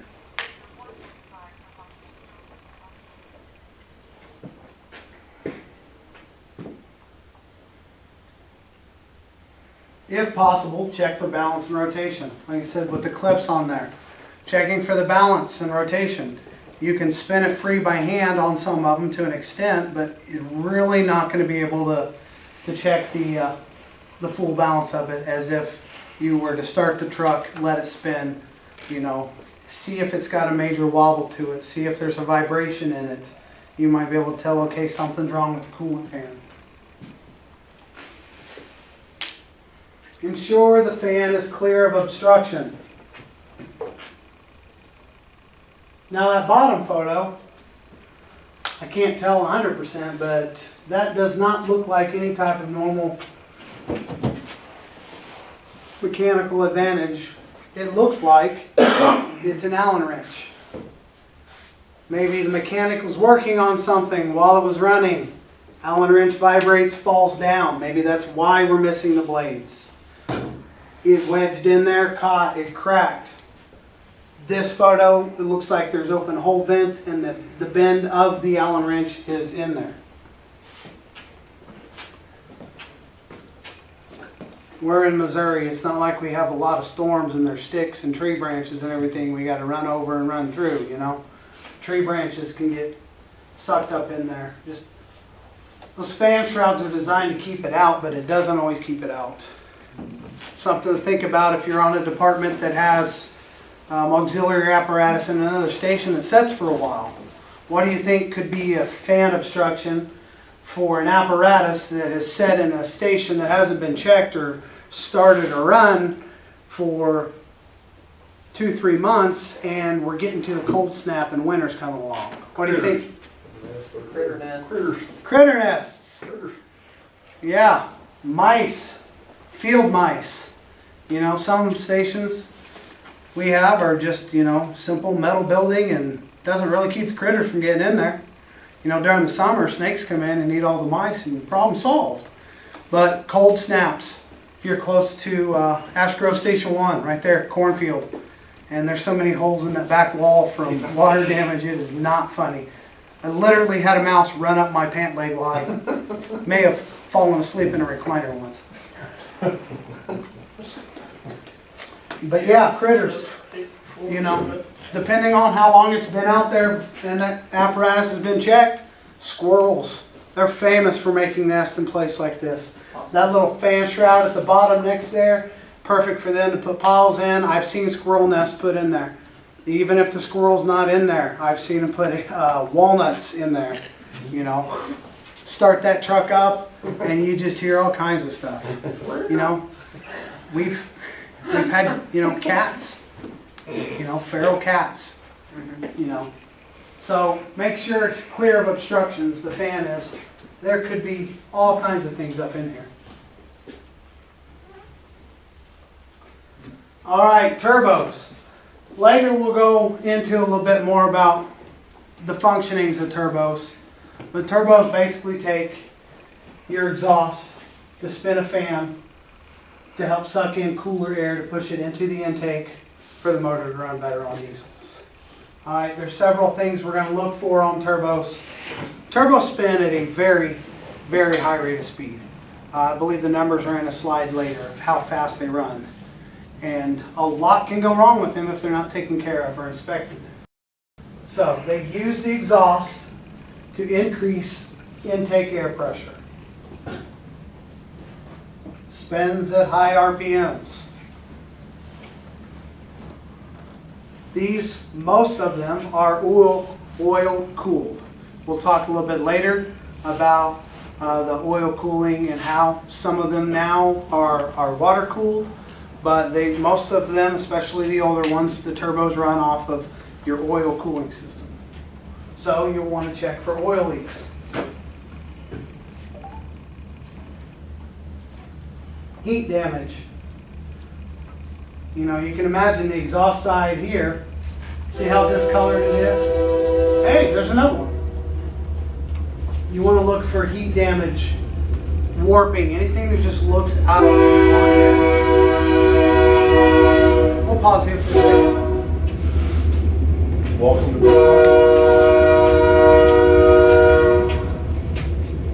Does anybody drink coffee? Or want coffee? I'm down. We've got a, Thanks, Chief. what do you call that back? What do you call the 1 cup thing? Keurig. Hey, coffee would go great with the cookies. Absolutely. Come on, guys, get on a sugar high. Super excited. I'll start making coffee. All right.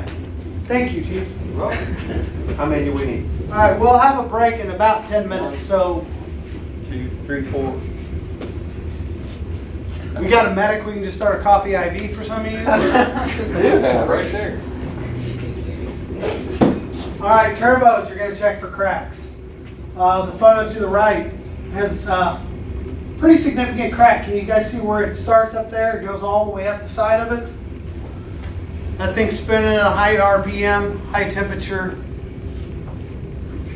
Cracking, it can come apart. And if it goes the right way, it's sending air into your intake, which means it's going to go into your pistons and all that. So you could basically be injecting metal shavings straight into your pistons and your piston walls, and very detrimental to the motor. Are cracks like that typically something that happens slowly over time, or are they things that happen as a sudden system failure? Or is it either or? More so on the system failure. Later, we're going to talk about a cool down period, why it's important. Just to briefly hit on that, if you're not properly letting these things lubricate and cool down properly, that is going to cause stress cracks. And that's what we're going to look for when we're inspecting these. Look for loose pipes or fittings. Disclaimer once again, if the truck has been running, this thing's going to be hot. Don't go up and grab these fittings and feel them to see if they're loose. Make sure your truck is cool, hasn't been running. A lot of the stuff you're going to do in the morning before you start your truck. A lot of the stuff is good to do before you start the truck. Then start the truck and stand back and observe some of this stuff. But check the different fittings. Lebanon Ladder 2 a week ago was driving down the road. Luckily not to a call. Heard a loud pop, lost 50% of their power. Could barely get it back to the station. No throttle, nothing. They didn't know what the deal was.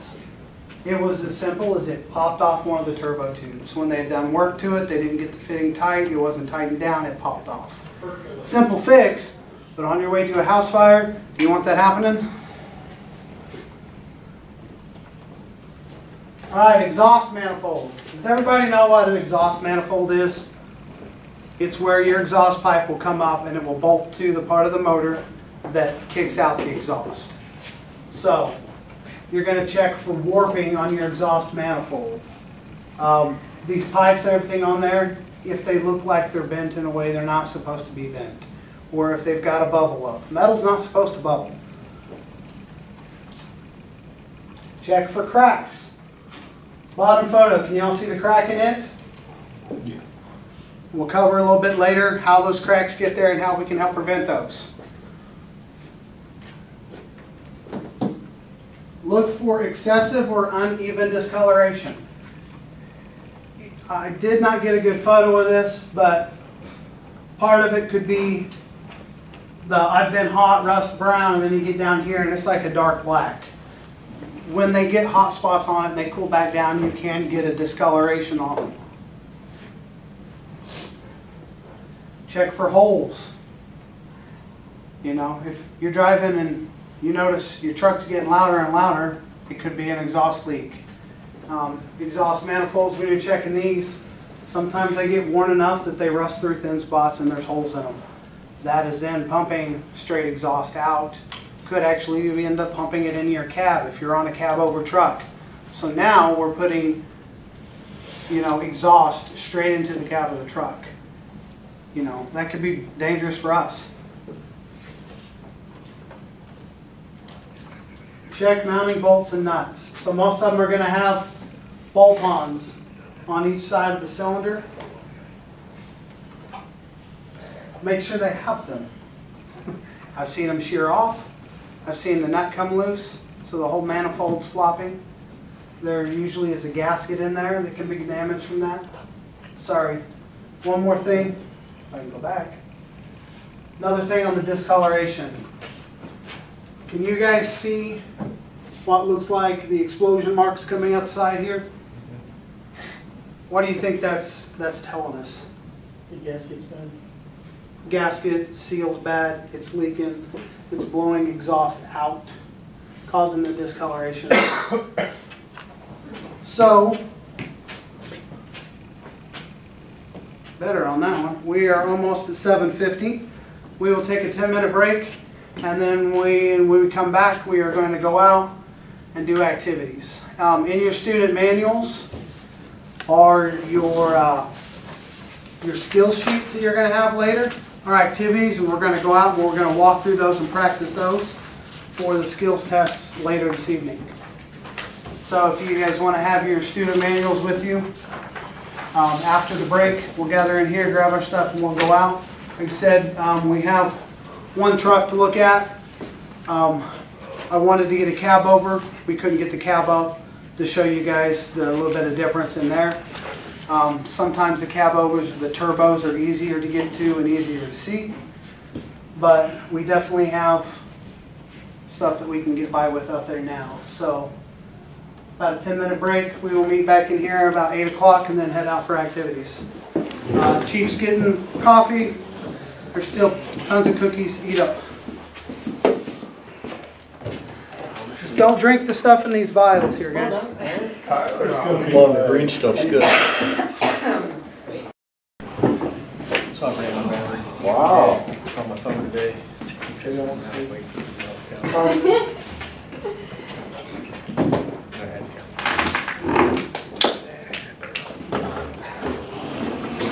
Nope. Get it away. Nope.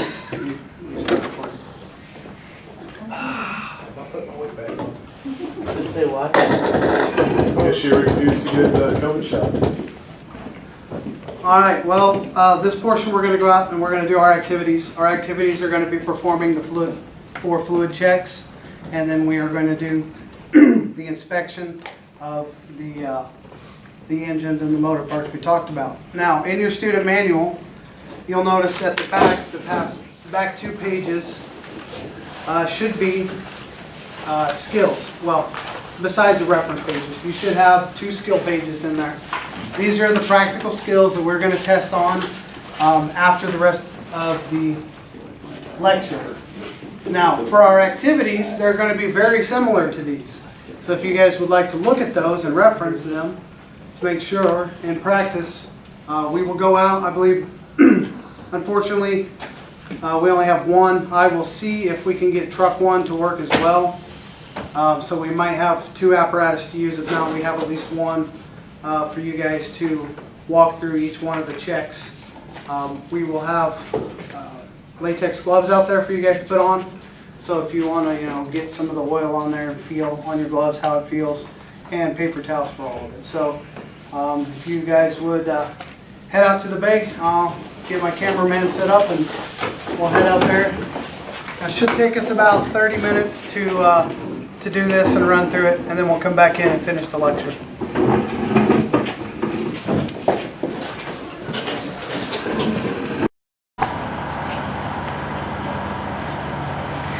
Yeah, but everything else is like you can get You can see the exhaust manifold. We'll start. If you guys want to come over here to this truck, then gather around. We'll do a little walkthrough. This truck's got a lot of stuff that's easily accessed and be able to check. You guys can see oil's there. You have an oil filter right on top. Motor's painted to look for leaks. You can see a lot of the fan shroud in there. This one is mounted so it does not spin freely, so you cannot spin that. You can see your hoses, transmission. We'll check on this one. This side, right up here up front. You guys see the transmission fluid. Now we are going to simulate. When you go for testing purposes, you'll say, okay, the truck is up to operating temperature. It is still running and it's set for 2 minutes. Just vocalize that just to ensure that you guys know that point, but we're going to simulate that for tonight. Power steering fluid. You know how I talked about some of them had a dipstick, some of them had a reservoir to see for hot and cold. This one right here is pretty good. If you guys don't have a flashlight, you're welcome to borrow my flashlight. I mean, we've got lighting best we can in here, hand lights here. So on your skill 1, you'll go over the coolant. Student identifies where to check the engine coolant. We'll just look over this truck real quick, may have to walk to the other side.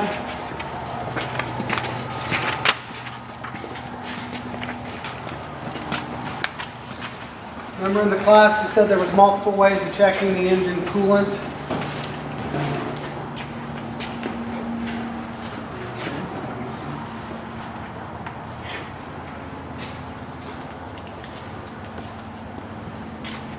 All right, who knows this truck better than I do?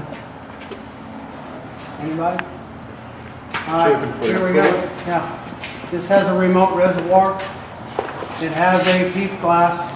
It also has a cap. You know, I would prefer you guys to go ahead and use both methods of checking it. Remember, you properly checks the level of the engine coolant. Student determines if coolant needs to be added or not. Engine oil, we went over. You guys seen where that was. Identifies where to check it. Check the level of oil. Determines if oil needs to be added or not. Remember, wipe your dipstick off, then put it in, then check it. Anybody remember what we're looking for other than just the level on oil? Color.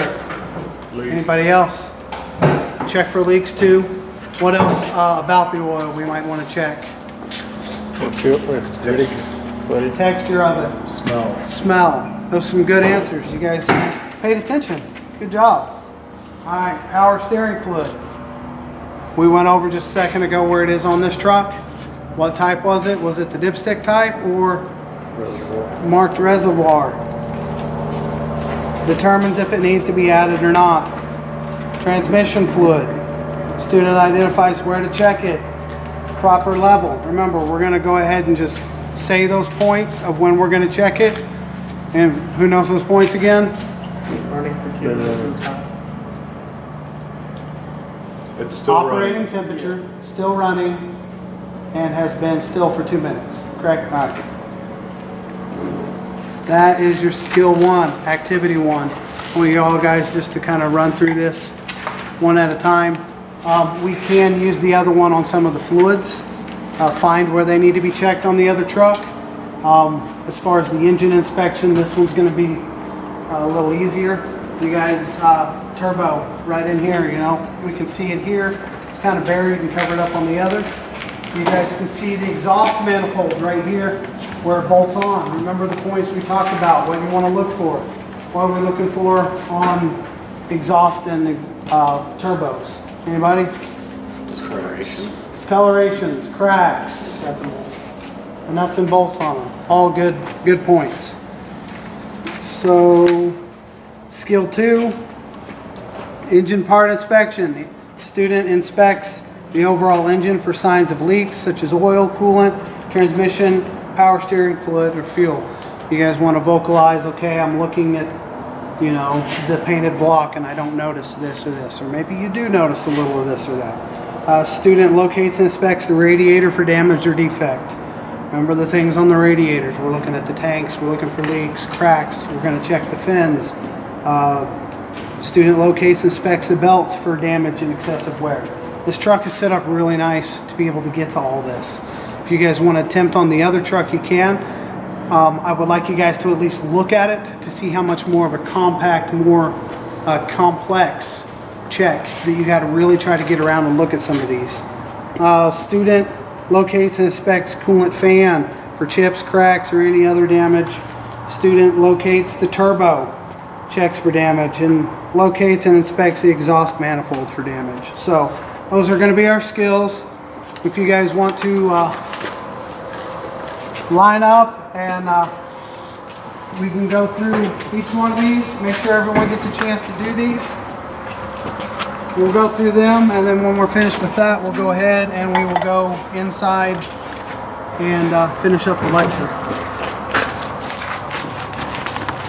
For recording purposes, I'm only going to record 1 or 2 students going through each one of these instead of every student. So, if someone wants to grab gloves, and we can start, someone can start check here.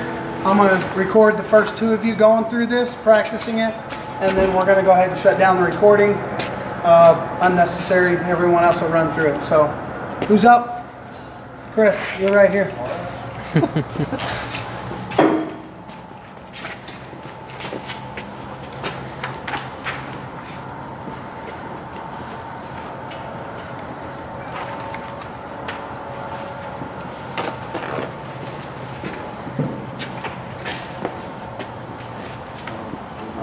been running. It's up to running temperature, 1422. Your skills sheet. I believe it's usually 140 or 170 up to 220 for transmission.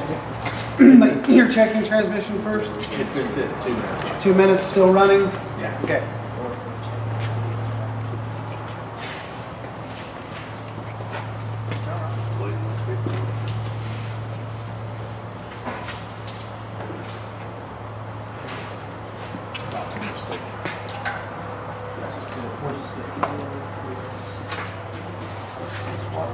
Was this one, so I guess.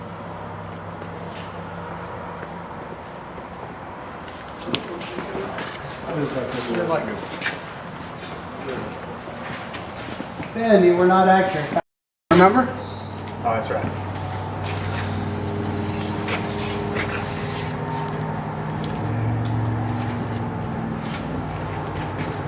Does this one have the indication on it?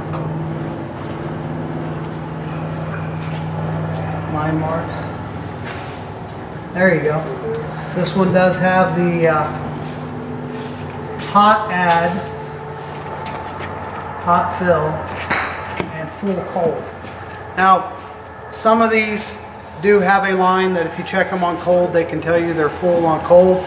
Once again, I don't recommend doing that.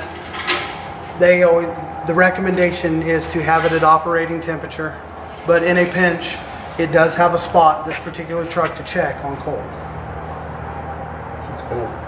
And yeah, it's not giving, it's obviously cold, we haven't ran it, and it's way past the cold full mark, which could be over full, but most of the time I'm gonna say that it's inaccurate read, so.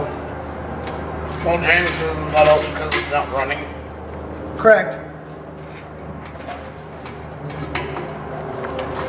Feels good and smells good too. Feels good, smells good.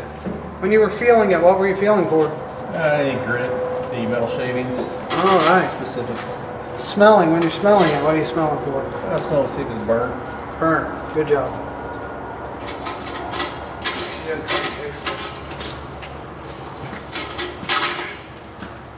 If you're over.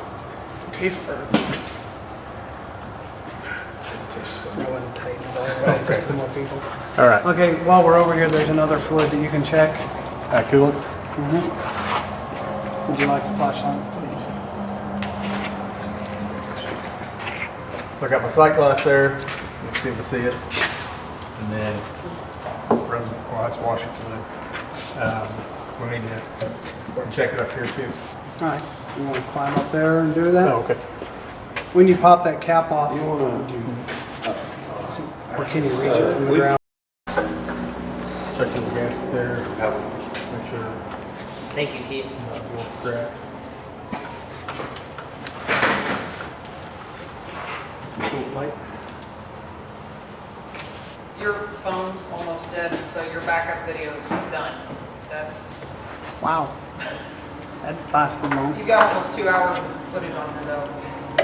So- I got a charger in my backpack in there. Will you go put it on the charger? Because I wasn't going to film the rest of this.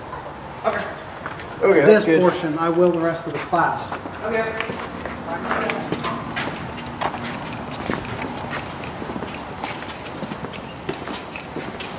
Check the oil over here.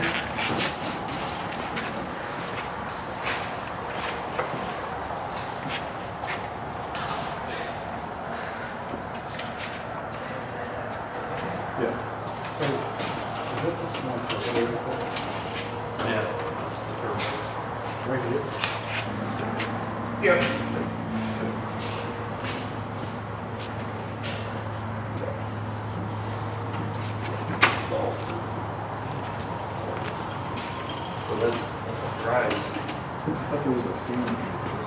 Oil's good. That's Alright. not ready to drip, the belt's ding, the shot flows through that. Check our This is your first power steering fluid.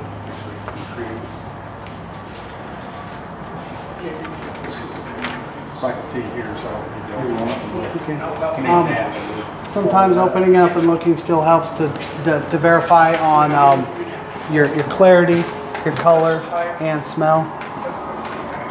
It should be the same compression deal, but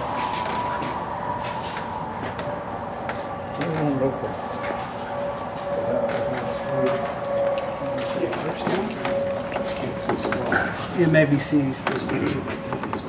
Well, I don't want to crack it, so.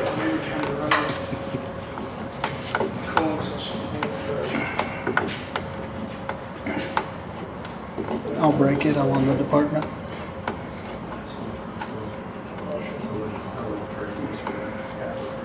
See, the actual top part's not spinning, so we're not going to be able to get that Okay. off. We can actually do power steering over there. You were able to check the fluid, okay?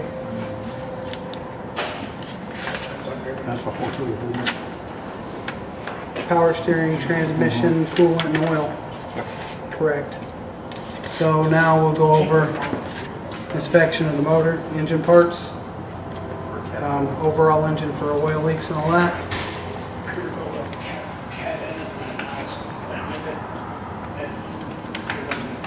Well, it's nicely painted, so it's easy to see any major leaks.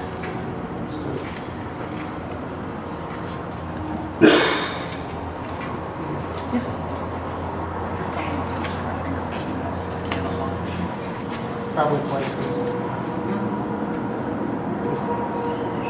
I don't, we just did one time.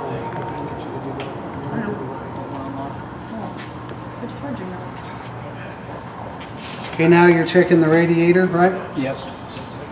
And the fan, both? Yeah. This one doesn't freely spin, so Nope. all the blades seem to be there. Fins don't look messed up.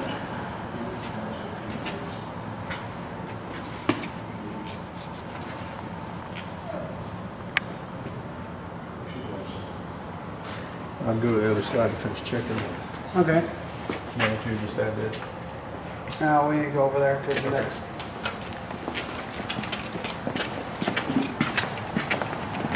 Look more here so I can see what I couldn't see over there. Everything looks good. Any cracks or any debris, anything in the fan. So yeah, vocalizing, because a lot of times when you're in one spot, you can check multiple things. Like he's able to see the fan, the radiator for the most part, and he's right here by the belts. Don't see any cracking on the belts. Didn't see any from the other side either. Seem tight. All right, so next will be your turbo and your exhaust manifold.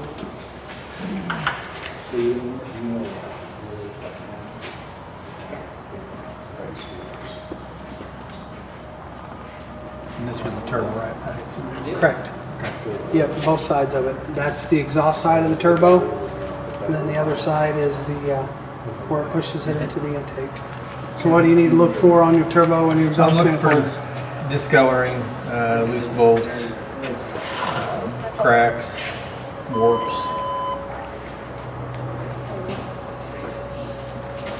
All right, that's I don't see anything.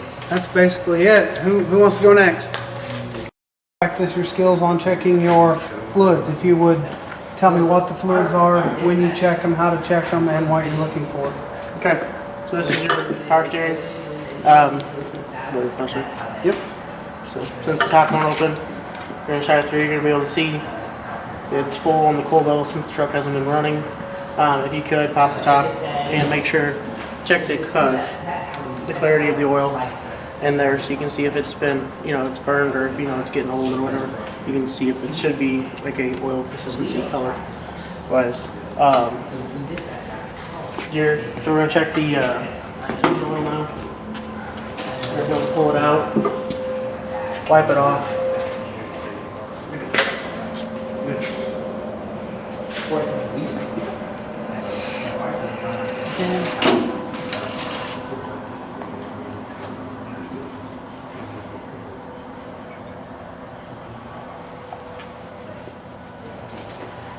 You're feeling for the color, consistency, making sure it doesn't feel gritty like metal shavings.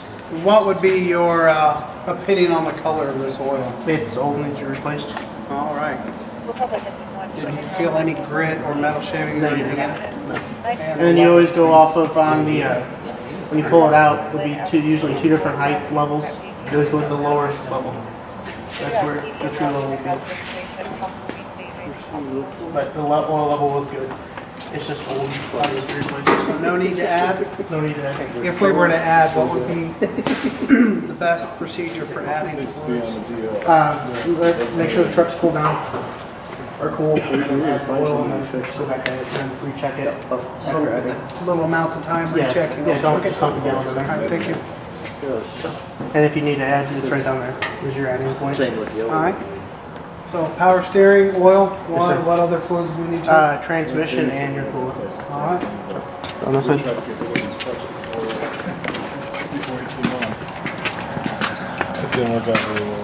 Okay, coolant. Here's a little eyeglass. Go check it. You're looking for color too, and see if it's full. And also you want to get up there and then pop the top. When do you want to check this fluid? When the truck is cold. When the truck is cold? Yeah, if you don't, it's under pressure, so it'll pop out and burn you. I can't remember, but one of these, the pump forward actually must have rusted out. And you're checking for the gasket, make sure it's not dry rotted or anything like that. And then you're also looking down and checking the color and consistency. Make sure it's full. Does this truck need to have any added in it? New pumpers. No. All right. If you were to add it, what would be the proper way to add? A little bit at a time, when the truck's cold. The tank had a leak on it, the motor, we got some estimates and said that it's not gonna last too much longer than we did it last year. From the floor on the pump side, so it's gonna run out. Okay. Now we're gonna go for transmission fluid, So it's starting to electricity good. which is right here. Really gonna invest. And then you're gonna make sure the truck's up to operating temperature. It's still running, and it's been running for about 2 minutes. All right, setting it still. for Yeah, 2 minutes. yeah. All right. So it's has all the time for all the fluids to kind of level off. Yeah. It's a manual. Yeah. That sounds good when you get the And then wipe it off again. So you get a true reading.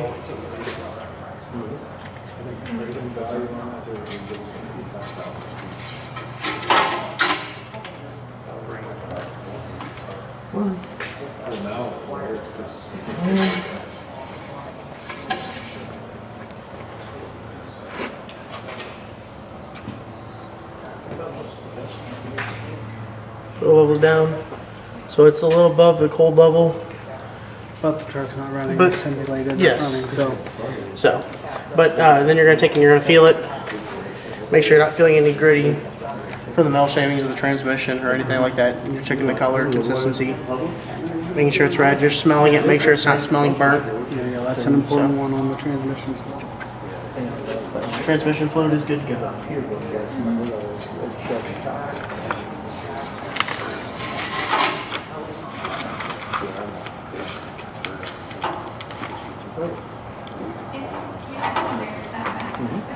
All right, that's your fluids.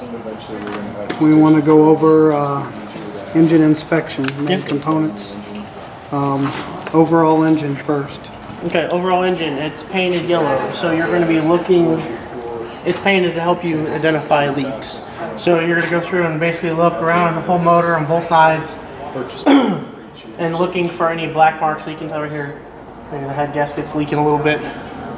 That could be normal wear. Yeah, nowhere dripping from a previous leak. There definitely was something dripping down there Yeah. at one point. So it's something you would note and want to keep an eye on. Or See if wash it it off continues. and then see if it comes Wash back. it off, see if it comes back. Yep. So that's what you're just looking for. You're looking for any wetness too. That could be signs of fresh. If it looks like sandpaper, then that's road grime coming up on it. So you're looking for that. Then while I'm over here, I'm going to be checking my belt, and I'm looking for cracking, chipping, fraying, anything like that. The tension of it's tight, but it's not too tight. Okay, does this have one belt or multiple belts on it? This is one belt. This is a serpentine belt. All right. So, and then over here I'm looking at my fan, my blades. This blade is cracked. Good catch. So I'm looking around. All the blades are there. I'm looking at the fins on this side, looking for anything smashed or like something hit it. So they'd be improper air cooling. So. And then the turbo's over here too. So I'm looking for cracking the bolts that are holding on the turbo. I'm also looking for burn marks or discoloration or coloring. My exhaust manifold's over here also, so I'm looking for my nuts and washers, my discoloration, and making sure there's no stress cracks or anything like that and on them. That is it. Thank you. Talks with us, we deliver it. Then if they have a working contract, it's free. At least that's what we did about it. We had one of them. Yeah. The girl that I don't know. she was hanging out with us.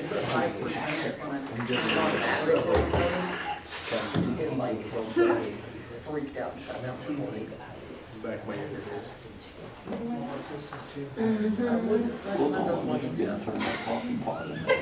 I've been gone for almost 2 years, so. I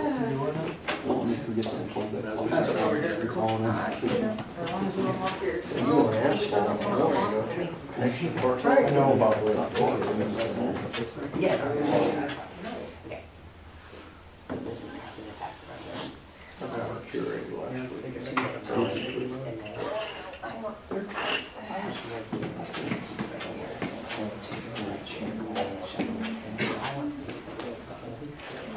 All right, now that we all had a lot of fun doing those activities, to me, this is, I guess, more exciting for me, more beneficial, because I'm going to go over some myths, some misconceptions, and some good practices that we need to be doing as drivers to help with the preventative maintenance. I've had some very passionate discussions with people about things, and pulled up the research, and I proved them wrong on a few things. All right, high idle. Who knows what high idle is? Anybody else?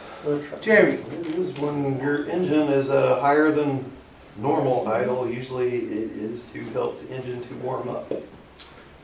All right. We'll also cover in some of that. Could also be used for some other things. Like, I'm trying not to get ahead of myself. it could also be used to help charge the batteries. You've got Help charge the lights batteries. on. All right, so a switcher setting that increases the RPMs of the motor to above normal idle speed. We're going to go over some myths and some facts about high idle in a minute. I'm trying not to get ahead of myself because I can't fully remember, but if it's not covered in here, I'll definitely make sure to tell you guys. All right, most apparatuses have a switch labeled for fast idle, high idle. Some of these trucks, your cruise control has been changed. And a lot of them, when you get in the truck, at an idle, you hit your cruise on, set, and then you hit and you hold the accelerate. That will bring your RPMs up. That's usually how some of these high idles are done.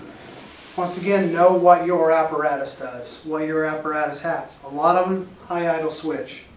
High idle is something that is very important. I think there's a lot of misconceptions about it, a lot of myths, and hopefully by the end of this I'll have you guys converted to a high idle is super important, and you guys get in the habit of setting your high idle. Like I said, some apparatus use the cruise control to set the high idle. When to use high idle?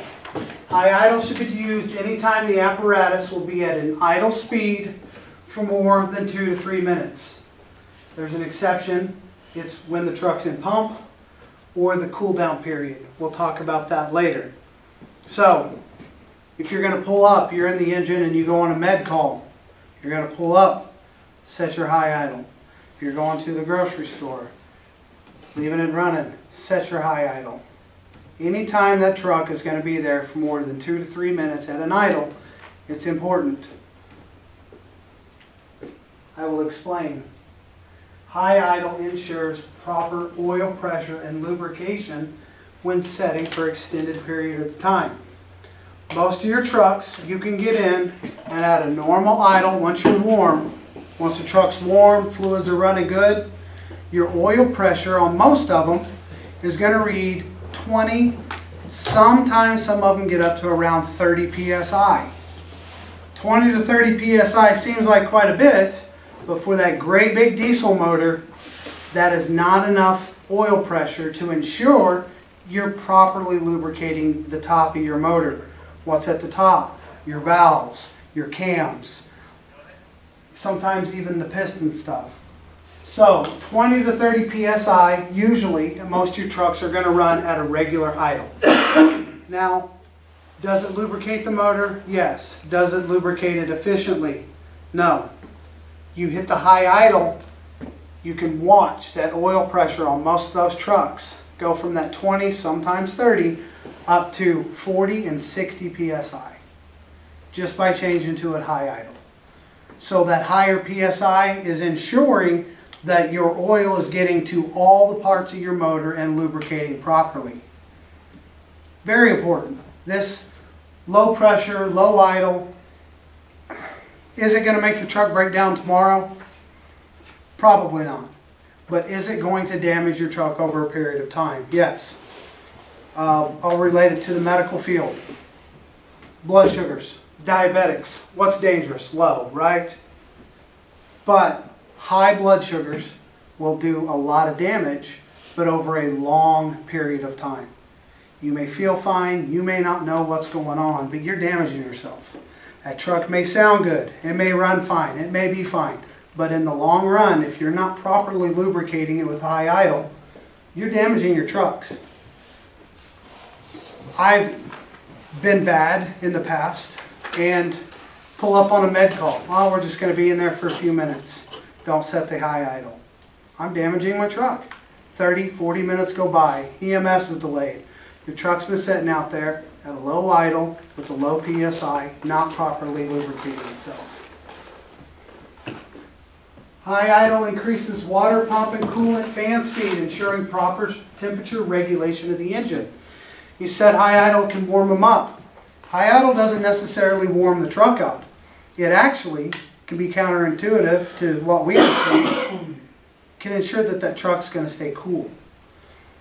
Proper lubrication of the oil. Make sure the truck's not getting hotter because it's being lubricated properly. Your fan are more likely to spin at a higher speed, which is going to cool your coolant down and cool the motor properly. Some people get in a truck, start it right away, high idle or take off. That's bad for these trucks too. Your truck's been setting, all the oil's settled. You start that truck, you want to let it run for a minute, 2 minutes. I'm big about a walk around. I start my truck, I walk around the truck, make sure my doors are shut, there's nothing setting on the trucks. That saved my butt a lot. It's also giving that motor time to build that pressure, get the oil to the top, instead of jump in the truck. We all know that we've probably done it. We know people that do it. Get in, fire it up, and right out the door. You are putting stress on that motor, and the oil has not gotten time to get to the top and start lubricating like it should. High idle increases voltage, relieving strain on the battery system. I believe you said that too. Your belts, they're going to spin faster. It's going to turn your alternator. It's going to keep your voltage up. A lot of these trucks, some of the newer ones, have a load manager. Anybody hear of a load manager? You start flipping lights on, it'll actually increase the truck's idle and all that to compensate for that load, because you don't want to be on a fire scene, got all your woo-woos on, you're running your pump, and then all of a sudden it all starts getting low because you've got low pressure and running your voltage down. Myths and facts. Idling is more fuel efficient. Idling creates more heat and warms the motor faster. Regular idle is better for the motor, lower RPM. That's myth. A lot of people think these diesel motors must idle. They won't restart, shutting them off and on. They should just be on all the time. Fact, regular idle is fuel wasteful. Reduces the life of the engine by not properly lubricating it. It contaminates the oil faster. I think does not maintain operating tip and can cause wet stacking. Wet stacking is when you're at that lower idle and you're not exactly burning all of your fuel. So you have a little bit of unburnt fuel that gets into your oil, your contaminants and all that. Your higher idle has a higher compression, it's running faster, it's ensuring that you're burning all of your fuel. Low idle can cause wet stacking. It's when unburnt fuel enters the exhaust, causing wet, greasy exhaust, which can cause excessive carbon and soot buildup and can damage the turbocharger and it can damage your regen systems. Anybody been around trucks with the new regens? What they basically do is they catch all of your contaminants and then every once in a while they have to do what's called a burn off. And it takes the idle and it runs it up high and it gets that exhaust high and it burns off all of that excess stuff in there. Doing your high idle just helps that.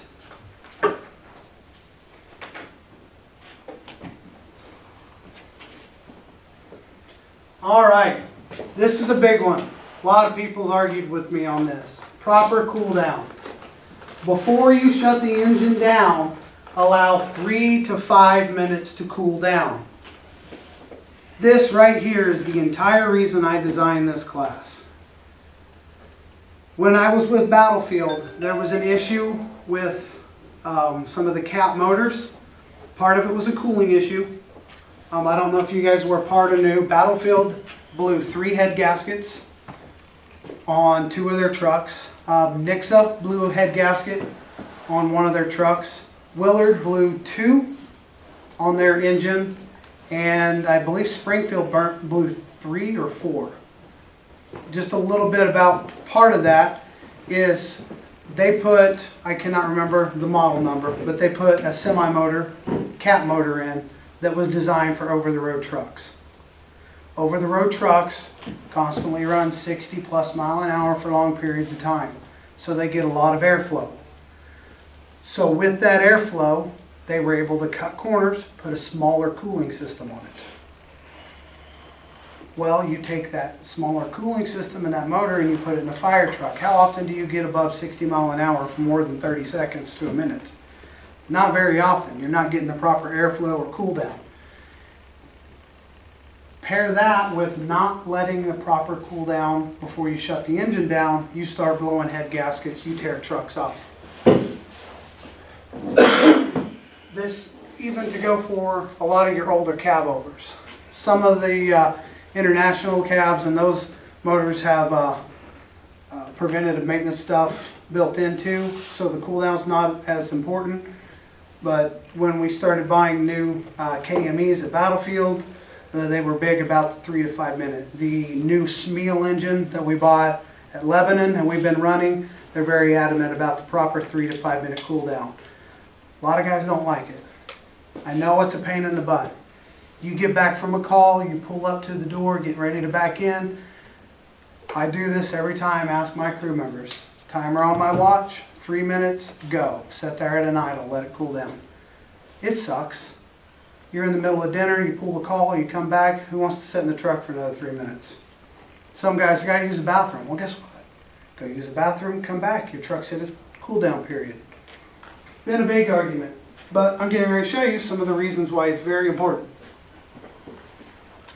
Allow the engine to idle, not at the fast idle. This is the exception. You know, I said if they're going to set more than 3 to 5 high idle, not on the cool down. Prevents damage to the engine, extends the life of the engine. It should be done every time you shut down the engine. I'll admit I'm bad. I do it when we get back from calls, but if we're running to Walmart to get food, my mind's set on, getting fatter. I don't always remember to set I'm trying to break that habit myself because that's another time I'm gonna shut my truck down. I need to let it cool down properly. Prevents damage to the heads. Heads can heat unevenly, and allowing that 3 to 5 minutes at a normal idle will allow any hot spots or anything to dissipate and cool down. It'll allow the even spread of those hot spots. Think of it as glass blowers. When they get done blowing their glass and they got their pretty thing, do they just stick it out to air cool? They put it in a kiln. Kiln's got 300 to 500 degrees, but it's a lot cooler, so it's a slow, gradual, so it doesn't damage. Sudden shut off without proper cool down could cause warping and cracking of the heads. Now, you may get away with 5, 6, 7 years of doing this. It may happen after only a year. Not allowing proper cool down has, you'll see photos, blow head gaskets. So this is a thermal imager of a diesel motor that has been run. Everybody familiar with looking at thermal imagers? You can see the hot spots. You can see that in between each one of these cylinder walls right here, this is hotter than the other areas. You can see you're a lot cooler on these outsides. Doing a 3 to 5 minute cool down gives time for that heat to dissipate more and go out that way and cool those hot spots down under a controlled environment. If you don't do that, things like this can happen. This is a head gasket, burnt completely through. Where does that happen to be? Between the cylinders. In correlation with the hot spots on these heads. Something like that, a truck can run for 6, 8 months before it really starts showing the damage. You know, you start noticing some white puffing in your exhaust. Well, it's because now that head gasket's blown between cylinders too, and now you're getting a little bit of coolant in with your oil and your exhaust. Coolant leaks into, builds up while the truck's off, sets on top of that piston, then gets past the piston rings. Now you've got coolant in your oil. You know, it may not be the immediate big, but something like this, replacing a blown head gasket on these trucks is expensive. I can't give a quote, but somewhere between, anywhere from $5,000 to $10,000. Especially with the cab over. They have to take the cab completely off the truck to even get to the stuff. Simple 3 to 5 minute cool down can help prevent this drastically. Prevents damage to the exhaust manifold. Cool down period allows exhaust to evenly cool down. Same as the heads. You're going to get hot spots on that manifold. We've seen cracks earlier. We've seen the discoloration blow out on the motor because it may have been superheated and then shut off and super cool. In the winter, get it really hot, running to come back, shut it down, cools down too fast. That's where you get your warping. That's where you get your cracking. That's where you get your damage to your gaskets. You start getting exhaust leaks in them. May not be as costly to replace an exhaust manifold, but you're still doing damage to your truck. You're still spending money that a simple 3 to 5 minute set could help prevent. Helps it evenly cool down, preventing the cracking and warping. Prevents damage to the exhaust gaskets and the mounting bolts. Prevents damage to the turbo. This is another big one. I know personally in the past 3 years I can tell you 4 departments that had to replace turbos. Most of your turbos are oil cooled. Turbos spin at extremely high RPMs. Most are oil cooled and lubricated, although I'm being told some of them now are actually being water cooled.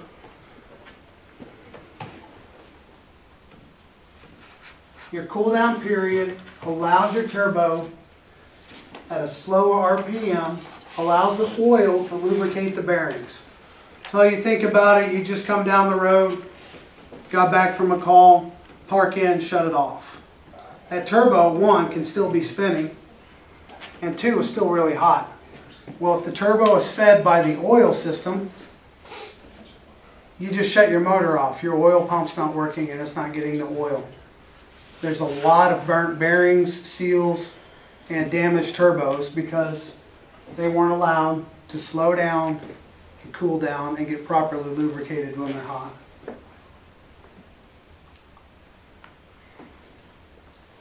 Shutting the engine down without the cool down period stops the oil circulation while the turbo is still hot and spinning at high RPMs.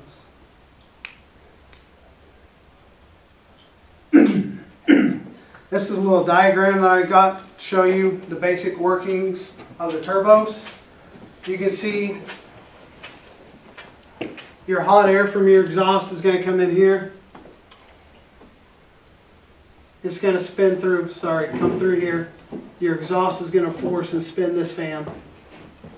Nope, I was going the right way. So your exhaust, you're utilizing something hot, it's already there. It's going to spin. This fan is also mounted on the shaft here to this side. So that spinning from the exhaust is causing a suction here to bring in air and force that into your intake. That's basic how turbos work. Right here is this little bitty port. They say some turbos could spin in excess of 200,000 RPMs. This port access right here is where most turbos that are oil cooled come down in here. And that little bitty hole right there to get the oil in there and cool this down. You shut your truck off, you're not getting the oil. You're not getting the lubrication for it. This is an actual turbo fan with the bearings. You guys can see the discoloration there. That's from oil starved, too hot, not being lubricated, it's burnt. Think of the temperature that metal's got to get to discolor it like that. Do you think that metal's stable anymore?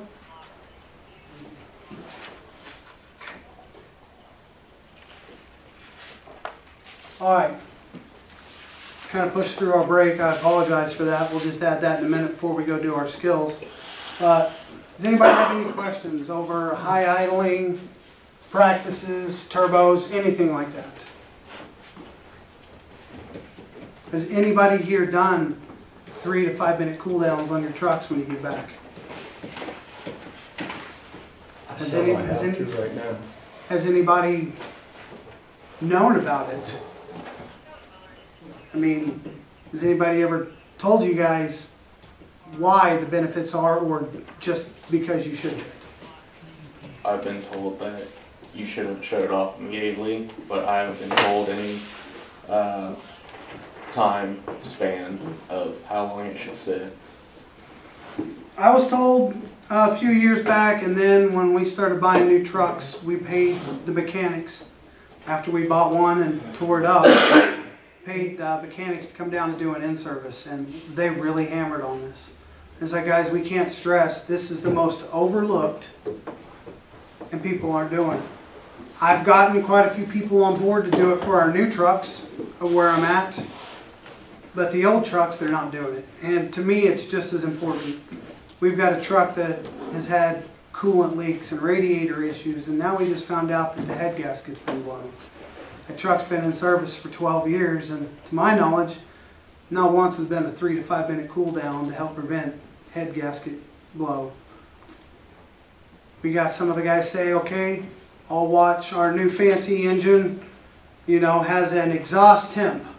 And when we pull in, they can see that the exhaust temp is at 900 degrees.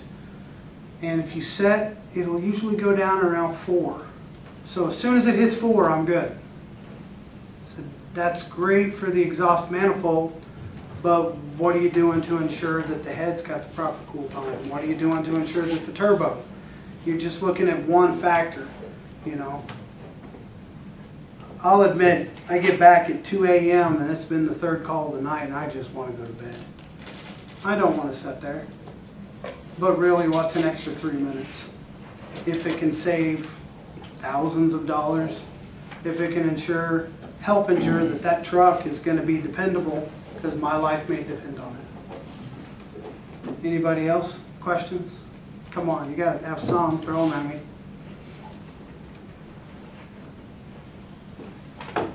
All right. Well, then we will take a roughly 10-minute break. We will meet outside and we will go through our practical skills. Ben, would you help me in sending some people through on the checks and signing off on some of the skills? I know you've got your training captain here, so Yep. just so we can get everybody through the practical Absolutely. skills quicker. Yep. So, all right, 15-minute break, and we'll meet back out in the bay on the trucks.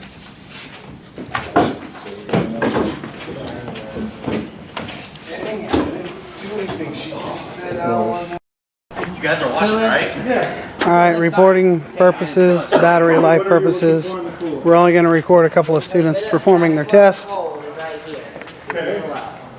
And then if you take the cap off. Danny, would you mind recording while I evaluate Liz? You betcha.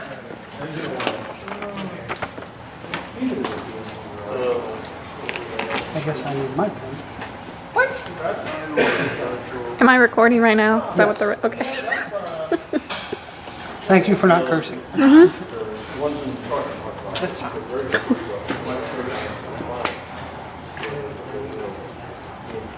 These are definitely not the right size.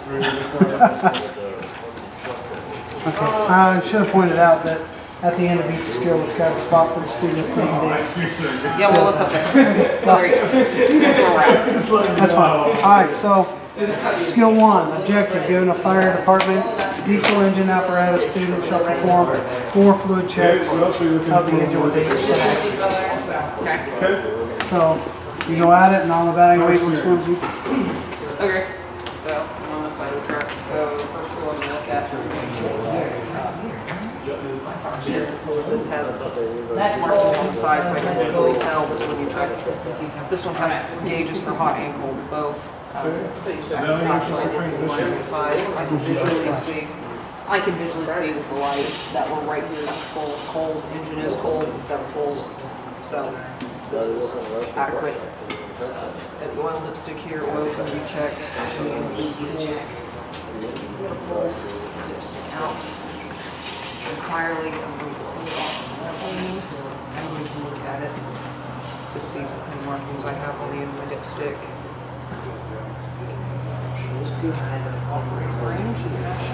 Okay, so how do you check the transition fluid?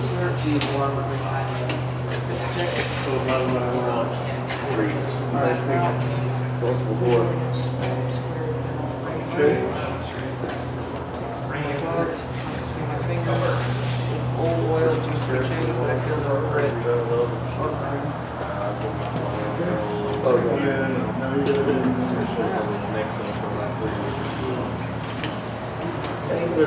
We added 2 fluids on the end of the apparatus. Okay, tell me what you're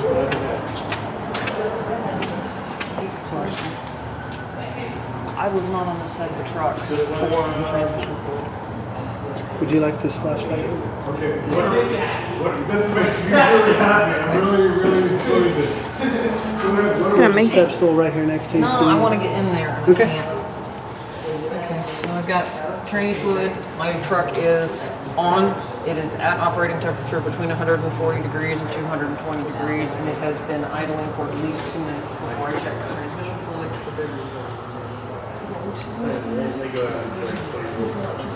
Pulled out because of that cool compressing gasket. It's good for us, but it's like, Okay, what are you looking for on your camera? Come on. Insert it.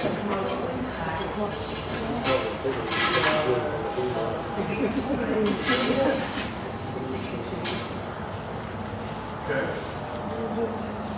What else are you looking for on the engine? Well, I want to see the Look at it, see if it's clear, see it's right color. See all the parts. Smell it, burn.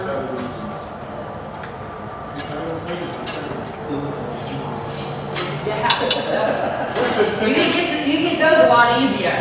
I want to check I got some questions to ask you about that too. Yeah. Okay, where are you looking at? Okay.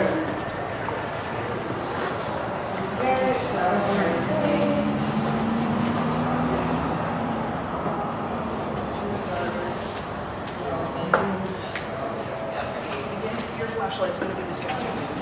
Just telling you. Okay, we're checking coolant. Since we don't have a check on that, check zero, we do have a keep site. Right. We can look at it. Nope. But it's good to actually physically check it when it's cold, hot, bad things happen. That is a big fan of the city.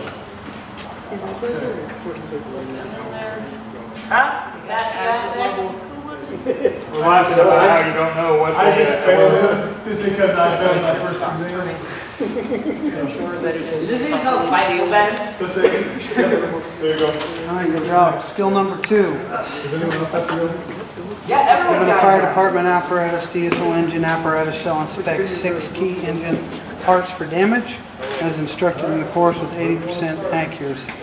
Overall engine, radiator, belts, coolant, turbo, and exhaust manifold.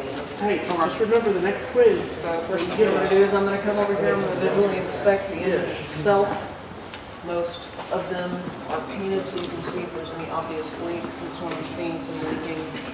Brought my life. The head there and up here. Don't show this into the instructor or to the room.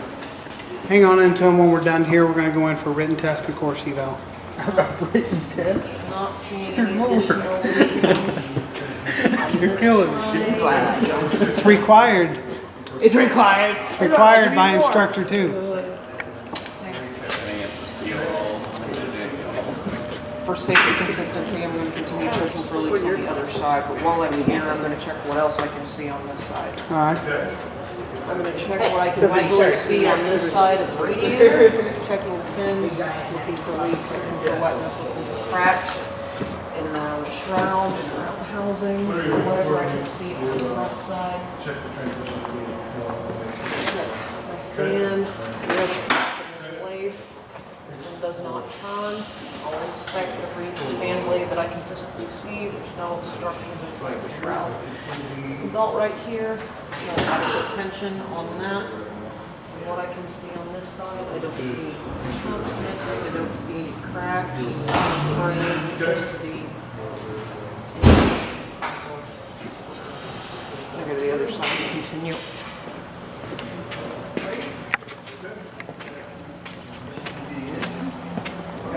Same process on this side as I was doing on the other side. No, Start that's with the engine the only itself, looking at the gravity, the leaks. And I see a little bit of leaking here on this end of the head. Not seeing any leaks in the oil. Not seeing any cracks. You think that with the oil, when you get it out, see what it looks like. You could use a little oil if you want it to look like. Looks like maybe a little bit. And it looks like it's pretty used up oil too. No obstructions Could on be this cleaned side. up.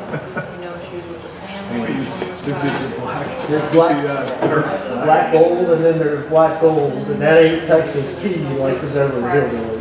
Okay. Now what else are we looking at? Car stream fluid. Okay. Belt Check it. on this side. Make sure it's not overfull. Splits. The max holds right there, so it's a little bit low, but it's probably acceptable. Okay. Right there. What else are you checking on that if you were to open that up? Color pin. Check it. You also check it. Okay. I'm just gonna say max hold, max hot. And it's pretty much right about the average. You could probably use a little bit. Okay. That was an on-entry. What are we checking over here? We're looking at the exhaust manifold. Exhaust manifold and the turbo. So I'm looking at don't see any obvious cracks, I don't see any obvious holes, I don't see any obvious discoloration that would be abnormal on the exhaust manifold. Be there. Do not use, I did not hear rattling. I never thought it should be all hot feet. What I do, I Don't see any obvious discoloration on the gasket. Turbo. and then it's Should be roughly. Whenever you said you won't vacate it, well, over a hot wall, it's number. Oh, that's what it is. Bolt. I used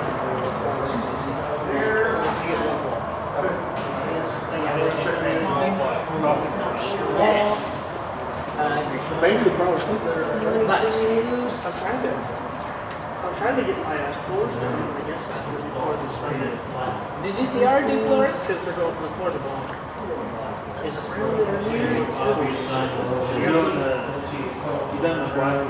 any bulging or anything wrong with my hoses or connectors? Good job, very thorough. It's probably covered in grease now, but there you go. Danny, you want to switch your evaluation? Okay, your name's on? Yep. I need gloves in. Thank you.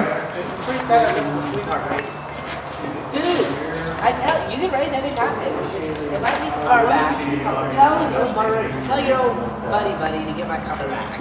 That's what you call the guy to get the money. Hey, give me my car back. But the thing is, there's no money. Yeah.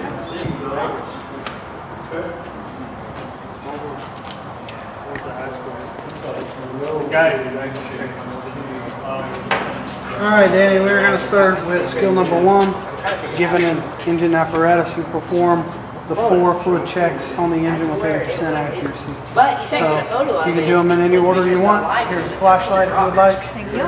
It's not I'm gonna that start with the coolant.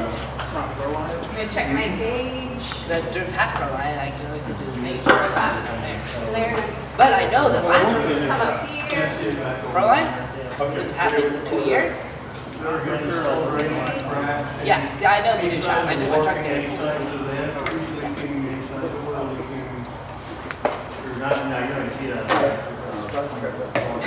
Is that hilarious to you? It still runs. Doesn't need to be. I don't think it'll die. Gonna make sure that seals good. Perfect. Somebody else have to go? Yeah. I pull it, and the whole thing's barcode too, the constant too. Oh, this is I'm your gonna issue. check I say, like, the why is it transmission. so I'm gonna make sure the Like, truck suck it is up. running into proper temperature. That's just fine. Still good. I run Midwest. Shredder runs a lot. Well, you videotaped it, so you should be. So, mine's a 350 small block Chevy engine. It's not a green or an ICA.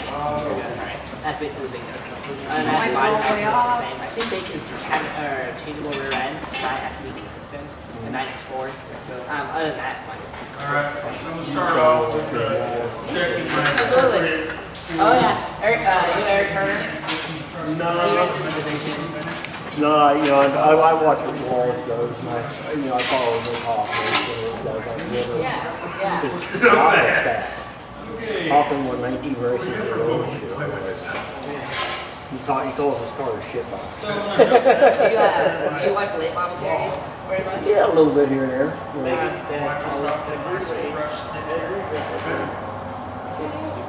Also make sure the color's good. NASCAR or like- Consistency's good. Oh, yeah. It There's doesn't a smell big burns. difference. Like he is just like, Yeah, I know things that Oh, yeah. Davenport. Yep. I've been all around here. everybody moved Davenport for Oh, really? Oh, yeah, I was. Yes, I was. You did go. everybody moved Davenport. I think Power Blaine steering. It's good on fill. If I take the cap off, I would be checking the color and consistency of that as well. All right, let's go on. Check it, cool, we need to check the Rested.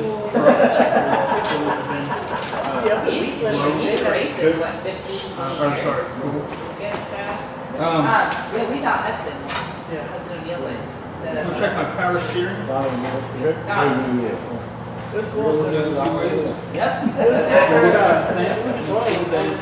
Minimum cold, the difference between the minimum cold and max cold. I'm also going to remove the lid. Look inside. Got a nice little lipstick there. Tells me it's good. My level's good. Check consistency and color. Change out. Consistency is good. No grit. Now I'm gonna go to my coolant level. Alright, so skill 2, you're gonna check spec 60 in the parts for damage within 90% accuracy. Looking at the overall engine, radiator, belts, coolant, fan, turbo, exhaust. So I'm gonna check for leaks, Look inside, make sure that it's still. sealing on a third pager. Check fins for any bending. Oh, yeah. I'm gonna look at the fan, each blade, and see if there's any cracks or any blades are missing. This side. You almost say your minutes. You almost say yourself on that. So have a crack. Looks good. I'm gonna look at the exhaust manifold, looking for discoloration, any warping or cracks, checking all the bolts, making sure they're good. On the turbo, looking for any cracks. And discoloration as well as warping. So I went to sports car racing. And I was in the head of the St. Louis region. Belts. There you go. I'm gonna check my belts. So I went to. Gonna make sure there's no cracking or splits in there. I'm gonna check to make sure they're on good tension. Looks good on this side. 79, 80, 81, 82. And I'm not seeing any cracks or anything here on this side. Thank you very much. Rescue truck.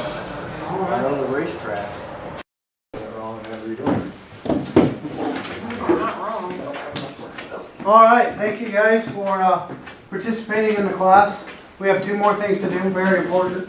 One is a written test over your knowledge.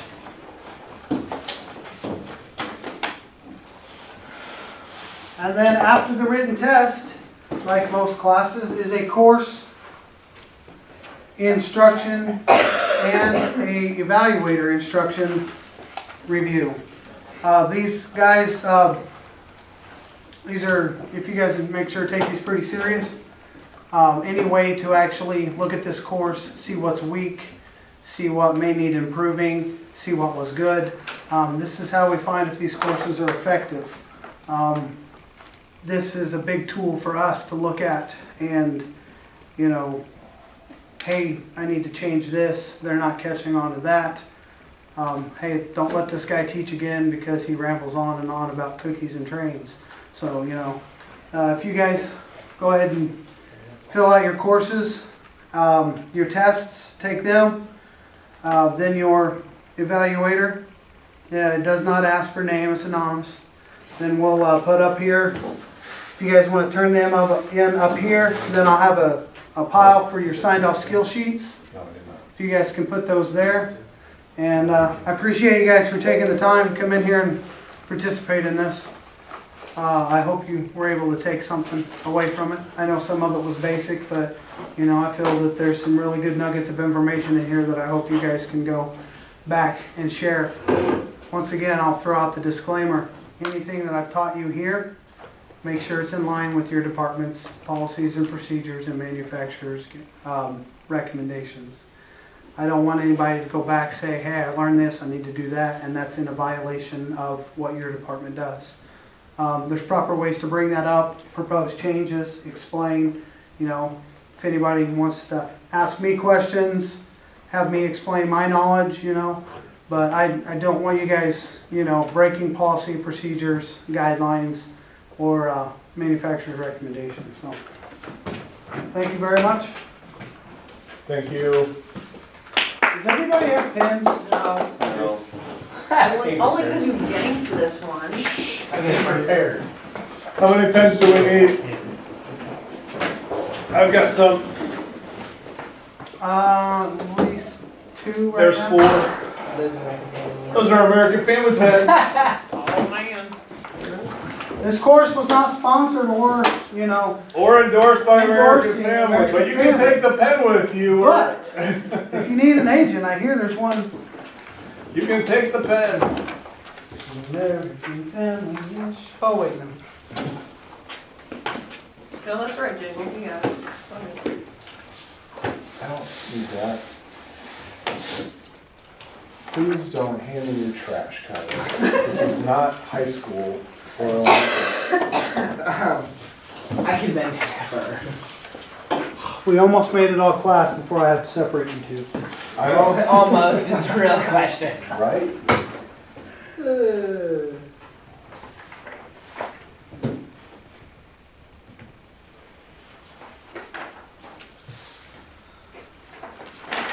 Also, if you'd make sure that your email is put on there legibly Oh, shoot. after grading and all this, I will send you guys a certificate of completion of this course. If you can't read my email, just email me. I can get you the right one. All right, can do. Wow, that was horrible. Wait a minute.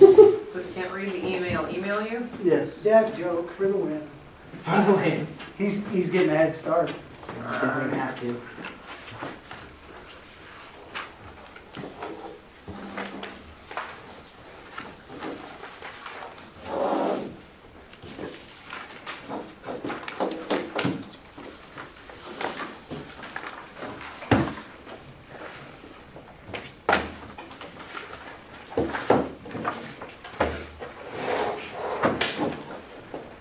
Also, if you guys would like or think you could benefit from taking this to your department and having this put on, feel free to contact me.